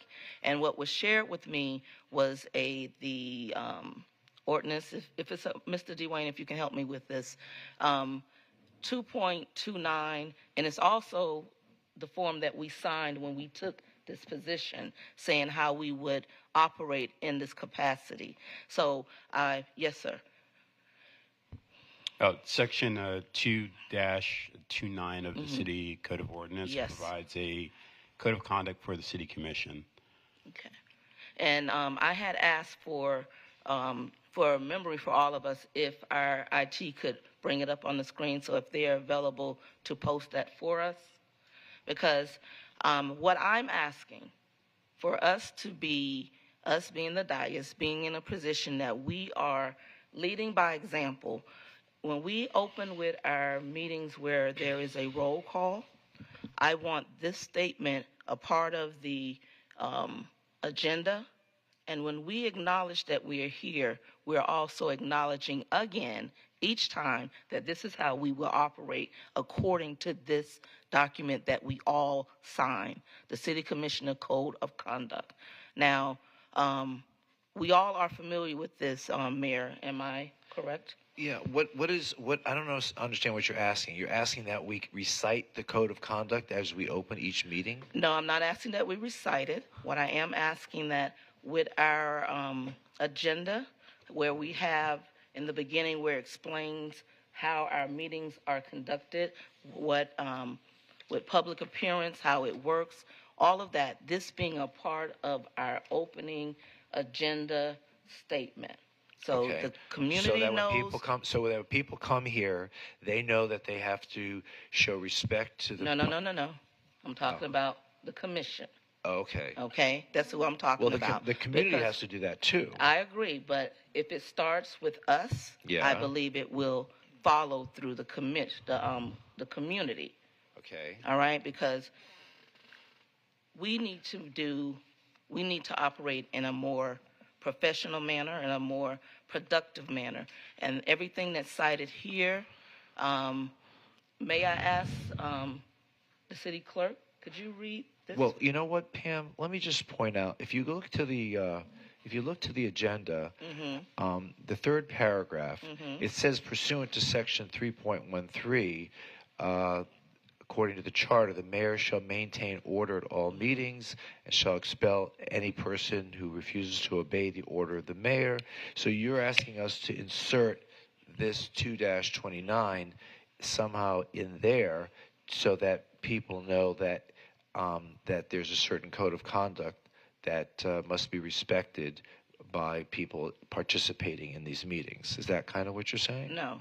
You're not saying that I'm at all. still saying this is addressed to us as the commission, that we follow our signed commission, a mission that we will follow in accordance to what is our code of conduct. Being transparent with our neighbors so they know when they come here, or either just knowing overall that we're giving the best of who we are to represent this city. Right. Okay? So that's what I'm asking. I'm not sure who knows about this other than us as commissioners, that we are required to sign it when we are elected. So you want me to reference it? How do you want me to? How are you asking me that I should reference it at the beginning of a meeting? How would I reference it? Well, this is what I'm asking that we do. Include it here, wherever it can fit in our agenda statement. Right. However, by putting it there, we as a commission, when we have the roll call, we are also acknowledging again that day that we will be in compliance with the code of conduct. I'm not asking that we read it each time, but however we can word it to put this disclaimer there that we as a commission are committed to following this oath while we are doing every aspect of our responsibility. So you're suggesting, let me give you an example. So I would say, Mr. Clerk, please call the roll pursuant to section 2-29. Is that kind of what you're saying? However, legally, we need to do it. I leave the legal part to those who do the legal components of it. But if that's the, I'm going to say watered down version, but yes, it needs to be recognized, and then we need to make a commitment to each one of these, to each meeting, that we will follow this oath. Has there been a recent example that has triggered this concern? I would just say continuous. I won't point out any one incident. Okay. But it's disturbing. I don't know how you all feel. The conversations of what's being discussed about interaction between us as a commission, negative, positive, indifferent. How comfortable are we with the fact that some of our neighbors don't have faith in us? They think we are just a show. And this, to me, will give them the opportunity. By us committing to this, we're showing our best effort to follow and be an example of what a true operating commission looks like. Mayor, Commissioner Beasley Pittman, I apologize for interrupting. As I mentioned at the prior meeting, I have a commitment. My son's 8th grade graduation. Promotional ceremony. So I have to take my leave at the moment. I do have members of staff that are. Are you giving here. the commencement address? I'm not, but travel time. I need to be there. On time. But I appreciate it, and I apologize for interrupting. Okay, sure. Good luck. Drive safely. And is Paul going to take your place? He's en route, but Rhonda Hassan is also here. Okay. Senior. Assistant City Attorney. Come on down, Rhonda. So, Commissioner Beasley, yeah, I mean, it sounds fine to me. Sounds like a good idea. So, Mayor, Well, I don't do you know need if it's such a good idea. more guidance? We passed it. We Right. obviously are obligated to respect it. Sure. I don't understand. The community doesn't think we're behaving well up here. That's not what I hear at my district commission meetings. My district is very pleased with the work. They write to our office all the time, thanking for helping with every day. I would love just some more specifics, because that would be helpful. I'm just not agreeing with your perception or the people that are talking to you. Okay, but that doesn't dismiss the fact that we have being transparent, I believe, would be an opportunity to share with our community. Again, before my thought was kind of paused. I've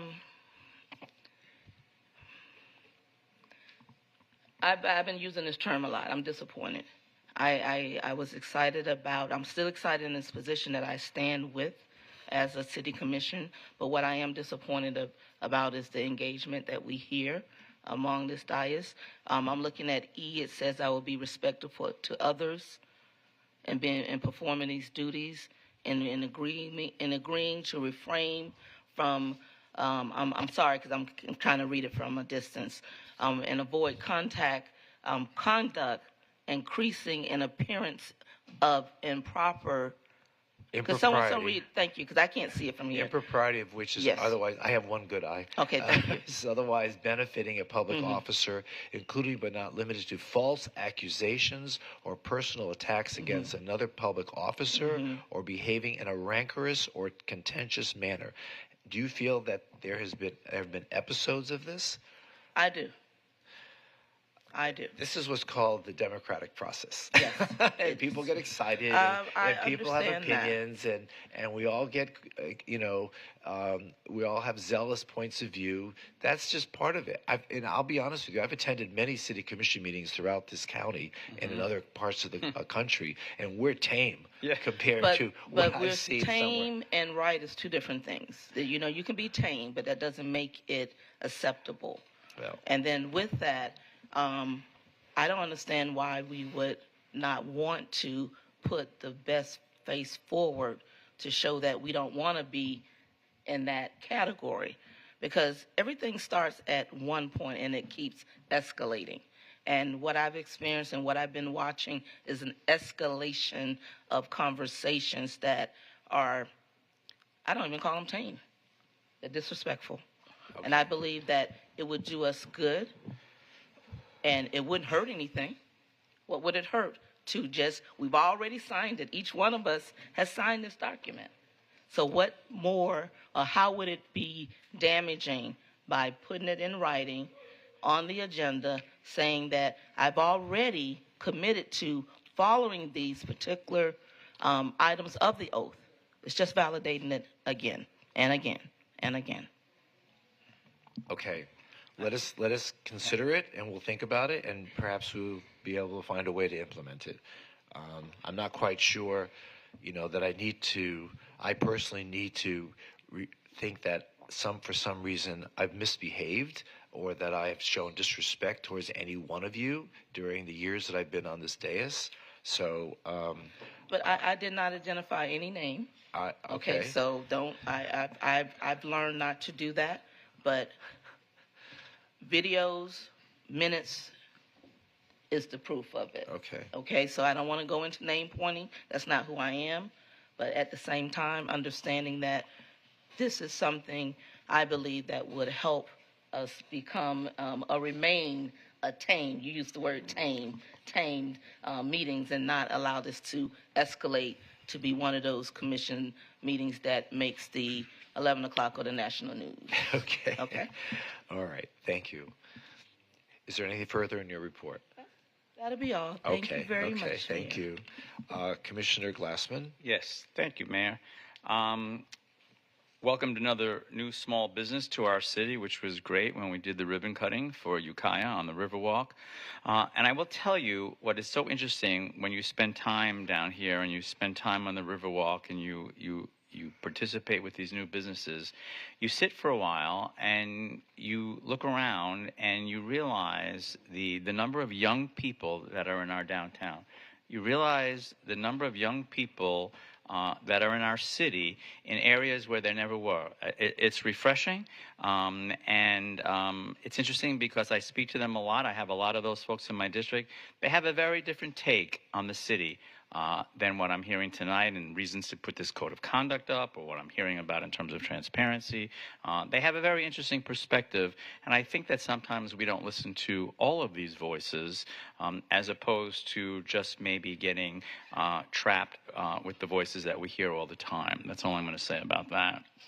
Thursday, May 22nd. It was a fascinating event for the MPO State of the Region Awards. Congratulations to everyone that was honored at that. Again, for all of those contributions to the city. About 1,000 people were there, and always a very interesting event. I then that day took a really good walk. I spent some time in the CRA portion of my district in Progresso Village. I will tell you that if you have not been down there, if you have not seen Thrive Progresso, you must go there. I will just say that maybe 5 years ago, when I met with the developers of that site, and they took me on a tour and they told me of their vision for this area, I was a little bit incredulous, and I really did look at them and say, really? This is what you're going to do? Because it was blighted is a kind word for what I saw when I looked at the area and I looked at the warehouses and the rag shops and the auto part bays. And it was really nothing that it looks like today. So I want to commend the Fish Brothers for what they've done in that area. The number of artists that they have brought, the number of businesses they have brought. It's a tremendous, tremendous site, only getting better. They had a yoga class recently on a weekend. They had 300 people show up for an outdoor yoga class. There's a brewery there, restaurant, arts galleries, even a vinyl record shop, incredible. I don't know where they get their collection of vinyl, but it's just really a great place, and I would urge people to go. Congratulations to them and for what they've done to the Progresso Village neighborhoods. I say thank you. That evening also attended a really nice event over at Catch and Cut on Las Olas. It was a Mary Brickell social, the first of its kind. It brought together a couple of those neighborhoods. And really a really nice history of what Mary Brickell meant to our city and how these folks in Coley-Hammock were celebrating what she meant for the city. A really tremendous pioneer, and it was a really nice event. Also that evening, then ran over to the Honorable Meredith Berger was in town from Washington, D.C. She is the sponsor for the USS Fort Lauderdale. Not many cities have a ship like the USS Fort Lauderdale with that name on the ship. And it was a great, great evening of just letting us know how the ship is doing, how the captain is doing, how the crew is doing. And that commissioning and support committee that was in that room, these people worked tirelessly on behalf of not just that ship, but also Fleet Week. And it was really a very educational evening. Saturday, as Commissioner Beasley Pittman mentioned, we got a chance to celebrate for the Great American Beach Party. Commissioner Beasley Pittman and the mayor and I had a good time that day. Always congratulations to the folks that we honored with the Walk of Fame as well, folks that have done so much for our community. Thursday, May 29th, had the pleasure of being with the Middle River Terrace Neighborhood Association and speaking with them about issues that affect not just their neighborhood, but the entire city. Friday, May 30th, the Port Everglades Association luncheon. I think Commissioner Sorensen, the mayor, were there. That's always a fascinating event because of the statistics that you hear and the data that you hear, and you understand why in a current event a time when things are not that well in terms of business and certainty of business, and many cities are struggling with these issues. We are not. The impact of Port Everglades and also the airport on our city is tremendous. And when you read the data and you hear these folks talk about that impact, you cannot help but leaving that event feeling very positive about our city, feeling very impressed by what is accomplished by all of these folks that work on behalf of the port and also the airport. I always find it very educational and pretty uplifting. Tomorrow, Wednesday, June 4th, there'll be a meeting at ArtServe about the Andrews Avenue redesign. We've announced it to everybody in our district because it goes from Sunrise Boulevard to Oakland Park Boulevard. The county is behind a very large redesign program, and I'll look forward to meeting with the residents on that as well. Also, tomorrow is the 2025 Marine Industries Annual Meeting and Awards Luncheon. Always, again, a really interesting day when you get to see people that are coming up in that industry. I love the way they highlight young people that are coming up in the marine industry. Tuesday, June 10th, I'll be hosting the District 2 Neighborhood Association President's Roundtable. Raquel, I think you're joining us at that, aren't you? That's correct. All right. I'm sure everyone's going to look forward to that. Wednesday, June 11th, we've all been invited to a first stroll around Huizinga Park, reimagining the Riverwalk and Huizinga Park. They're making great progress on that area. And then lastly, I just wanted to take a moment and I want to just thank Milos. I think he was here before. Oh, there you are. You're over there. I know that our office has been, there are a lot of concerns that have been coming, especially from Victoria Park, and you and your office have really gone above and beyond. And I just wanted to say thank you because I know that, let's just say that we have very passionate residents in District 2. And not many people are afraid of sharing that passion with all of us. And it's always a good challenge. And I just want to say thank you because you did such a great job helping everybody, all the neighbors there, learning, making sure they understood all the procedures and everything that was involved with regards to traffic calming. So I just wanted to say thank you for that. And that's about it for me, Mayor. Thank you. Okay, thank you. Commissioner Sorensen. Thank you, Mayor. Today is the last day of Broward County Public Schools. Summer has begun officially. Chief Schultz, I just want to check in with you. Just last day, everything gone smooth from your security? Very thankful for that. I know our girls are really excited about summertime, so I just want to thank teachers, parents, guardians, everyone who's has worked so hard this school year to make it a great safe school year here in the city of Fort Lauderdale. It's no small feat, and Mayor, some of the horrific things that have happened at our schools to, when I drop off our daughters at schools, it's always a concern, and it's shouldn't be that way. And so I'm just very grateful for our guardians, our school resource officers, who make this such a safe place to go. And so I'm just very grateful for that, for our police, and for all who educate our kids. So I wanted to just thank everyone there. Also wanted to celebrate our Cats, the Panthers, one of only 9 NHL teams who have gone to the Stanley Cup Finals 3 years in a row. It's an amazing accomplishment. I mean, just awesome. Vamos Gatos. And, Raquel, I know you weren't here for this whole experience, but the Iceplex opening, a little over a year ago, I like to thank Mayor and Commissioners that the Iceplex and that partnership has played maybe a tiny but a role in that phenomenal success. And, when I talk to the leaders of the Panthers, when you talk to the CEO and you talk to the leaders, they say that their players are drawn to live and work in Fort Lauderdale because they find this such an amazing community. And the turnaround story for the Panthers is really a phenomenal one because, Years ago, they had 4,000, 5,000 people going to their games. And this is one of the great, if you like sports or you just like comeback stories, it's one of the great comeback stories.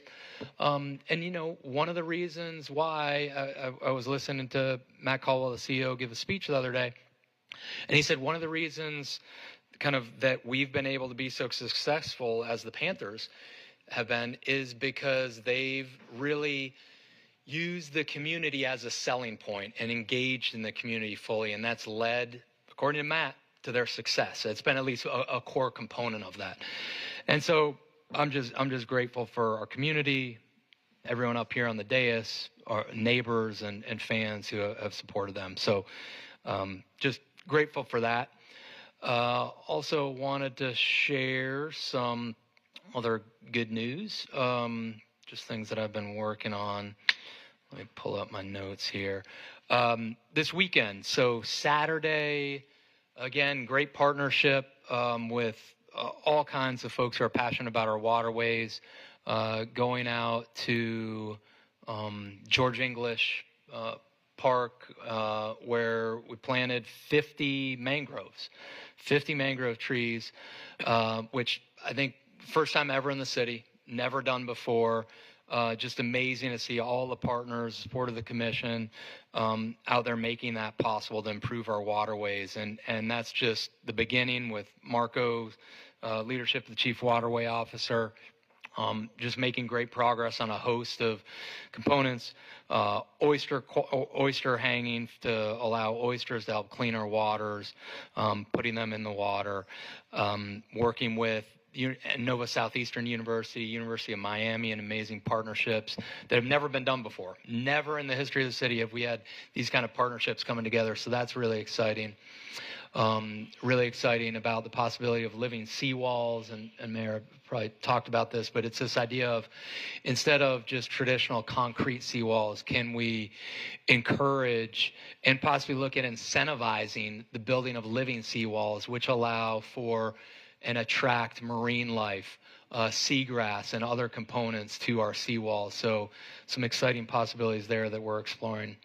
Another great, I think, positive for our city is we've been working with the U.S. Coast Guard, Marine Industries Association of South Florida, city staff, county staff, other key stakeholders around bridge openings. And we've started with Southeast 17th Street Bridge, and very proud to report that, and you all saw this, Mayor and Commissioners, but the Coast Guard has expedited our request to reduce the openings of 17th Street Bridge by a factor of 4. So reducing the openings by 4, 2 in the morning rush hour, 2 in the evening rush hour. And already, Mayor, just phenomenal feedback from neighbors and so forth. And you know, hopefully you're hearing that too. And I hope that that can be, you know, a continued template we can all work in terms of collaboration. But just great responsiveness, again, hearing needs from our community members, and together as a commission, acting on it, working together, and getting results. And I'm proud of that, and proud of the continued work we're doing on all those fronts. Homelessness is another area I want, and Commissioner Beasley Pittman, thank you for your work on the COC.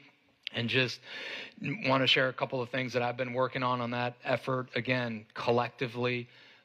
So I've got a couple different working groups with the United Way and others that I'm part of, and with housing, and Chris Cooper leading the charge. Just some of the really positive things we're working on. We're working on Broadview Park, our site, to have 515 affordable and workforce housing units. 515. This is going to be one of the biggest affordable housing possibilities I would think ever built in the county. I could be wrong. Raquel, you might know better than I, but at least one of the major ones. And that's city, land, partnering with the neighborhood, partnering with the community to build more workforce and affordable housing. We're partnering right now with LifeNet for Families and Hope South Florida to explore wraparound services, safe parking programs. We're partnering with developers right now that there are several, Mayor, there are several developers that are really interested in purchasing older hotels, older apartment buildings and turning those into workforce and affordable housing around the city with case management support, which would have our service providers like United Way, Salvation Army, partnering side by side, working together with them. I was just at Fellowship Recovery, which is a great organization, recovery organization.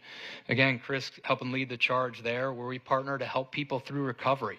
Amazing success, and successful in part because of the city's partnership. So the city applies for grant funding from the state, brings that down, and invests in Fellowship for Recovery, which serves men and women going through recovery.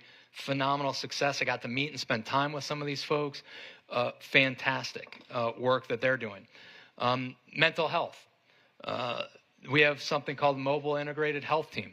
Fantastic. Chief Golan, this is your brainchild, and you're driving its success. And just to share with you all a little bit about what it does is they address frequent 911 callers and those with mental health needs to help identify what are the root causes they're having mental health service needs. And we have Fort Lauderdale Fire Rescue specially trained staff that go out to those people where they are and help serve them to address their mental health needs, address their service needs. Chief Golan, I mean, you would know better than I, but there are not a lot of other places that have this targeted task force that is doing this kind of work. I mean, it's amazing. Is that right? I mean, is this a fairly unique program, at least maybe in Broward County, that we're driving? There was a mental health crisis in District 4 maybe a week ago, and I was able to reach out to Raquel, and they were able to get the mobile health integrated team out on site, helping a family in crisis to immediately provide support, immediately provide resolution and resources. And that family was so grateful because, Mayor, they turned to all kinds of other places, and no one had been able to help them until the Fort Lauderdale Fire Rescue Mobile Integrated Health Team responded and served that family in an incredibly powerful way. And lastly, Mayor, just want to talk about the education that we're really engaging in. Again, team effort around how we're partnering with Broward County Public Schools to help encourage vocational training, skills training, career source Broward. So all of these different components are really coming to bear to help some of the most in need in our community. And in addition to community court, and you all were at the retirement of Judge Tudor. So we are doing things in the city, in our community, that few, if anyone else, is doing. And it's working. We've got a lot more work to go, Mayor, but we're forming the partnerships. We're driving towards solutions, and I'm proud where we're leading by example throughout. And largely, Mayor, it's our city staff members and leaders that are really driving this. So I'll stop there, but just want to thank all the work, especially in our community, serve the least of these. Well, thank you for bringing up all those issues. They're very important, and thanks city staff for that you're partnering with them in trying to fulfill, many of the goals of our community. So thank you. I just want to mention a few things. First of all, I want to thank everybody that helped create and fulfill the Great American Beach Party. It was a great day, hot, but it once again showed our community's appreciation to those on whose shoulders we stand, who have made this community as great as it is. And the people that we recognized, certainly wonderful people and well-deserving. And I love the tradition that we have created here. So thank everyone, our parks people, public works, everybody who's there, police and fire, who kept everyone safe. Thank you so much for making that such a great day. I just have one critique. It's great that you put a tent out there in the park so people don't bake like they used to, but at the same time they can't see us on stage. The only people that can see us on stage are the people in the first row.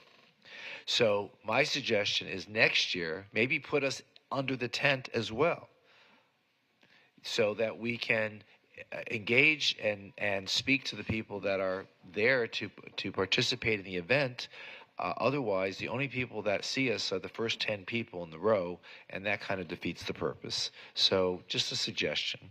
Because it will always be a hot day, and we'll always need to have that tent. It was a great day on May 21st to participate with the Public Works Department and enjoy that great hot dog lunch we had. And I want to thank the city manager's office for continuing to put that on. I have to say that the quality of the hot dogs was a little bit better this year, so thank you. We had vegan options too. Yes, okay, yes. So thank you. And I also want to thank our city staff for putting together another wonderful ceremony on Memorial Day, where we recognized the men and women who have died on behalf of this saving our country. The Memorial Day ceremony at the Lauderdale Memorial Park Cemetery, and then the memorial at the Sandy Nininger statue. Great turnout in both events, and I just think it's another great tradition that we follow, and thank everyone who put that together. It was just a very moving ceremony. We had a few restaurants that opened up in the last couple of weeks. So the Ukiah restaurant, which you mentioned, and also Pokimoto on East Commercial Boulevard. A wonderful family, small restaurant, pop-up restaurant, but really, really great food. I wish them all the best. It's 2705 East Commercial Boulevard. It's in District 1, a great, great new eating place. So, what's happening tomorrow? The first game of the Panthers versus the Oilers in the final round of the Stanley Cup. So we're very excited to cheer them on, and we wish them all the best. And I hope we're planning our next Stanley Cup parade here. So we're very excited about that. Yeah, what's that? No jinxing. Not jinxing, just planning. Okay. Anyway, also tomorrow, it's my honor to participate in the Fort Lauderdale Police Department's officer swearing-in ceremony. This is taking place tomorrow morning at 10 a.m. at the Cypress Creek office. Just everyone's invited to be there, and looking forward to witnessing the swearing-in of the officers. Anyway, I've been invited to a number of speaking events, sitting on panels. Everyone is very bullish on Fort Lauderdale, and you hear it from the people that participate. One of the panels I was on was last week, the BizNow organization hosted a mayor's roundtable. There were 4 mayors that participated, and from Pompano Beach, from Hollywood, and Oakland Park, as well as myself, talked about the growth of our cities. So with that being said, Madam City Manager, do you have any report? Thank you, Mayor. I just want to take the opportunity to highlight our fantastic Strategic Communications Division. They are award-winning. We have several members of the team who recently were recognized. We have Anthea Thomas. She won the Social Leadership Award from Government Social Media Conference. We have 2 National Telly Awards. We have a 3rd place from the National Association of Government Communicators for our cleaning catch basins video, as well as our Sis-Trunk video, and some other marketing collateral was highlighted in a memorandum that went to you recently, but I just wanted to make sure to highlight the team and to really congratulate Ashley Dessard. On May 21st, we rolled out a unified communications plan, and I see that several of you have already adopted our new signature for the emails, and so we're doing things little by little to improve our internal and external communications. So just want to highlight strategic communications and Ashley. This weekend we have our 2nd iteration of the sandbag distribution, so that's June 7th and 8th from 10 to 1 in each commission district. Last month we had about 300 bags that were distributed. We're hoping that more neighbors will take advantage of this opportunity, especially as we're currently in the hurricane season. So where in each district? So we have Holiday Park, Floyd Hull, Mills Pond, and George English. Okay, thank you. Last week we participated in the Eye of the Storm event, And I just want to thank our fire department, police department, our CERT volunteers for participating in that event. It was great. I got to meet with Kevin Guthrie, the Florida Department of Emergency Management Executive Director, and got to exchange with him a little bit and talk about the needs in our city.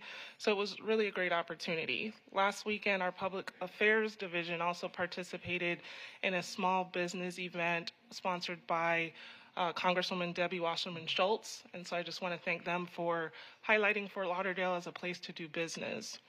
Other than that, I do want to talk a little bit about the Florida Panthers. Staff has already begun discussions with the Panthers and various other partners locally on a potential celebration that could include a parade. We don't want to jinx it either, but we want to be prepared. And so given the activation last year, we've learned a lot of lessons, and we're anticipating that there could be a huge crowd coming to Fort Lauderdale should the Panthers advance.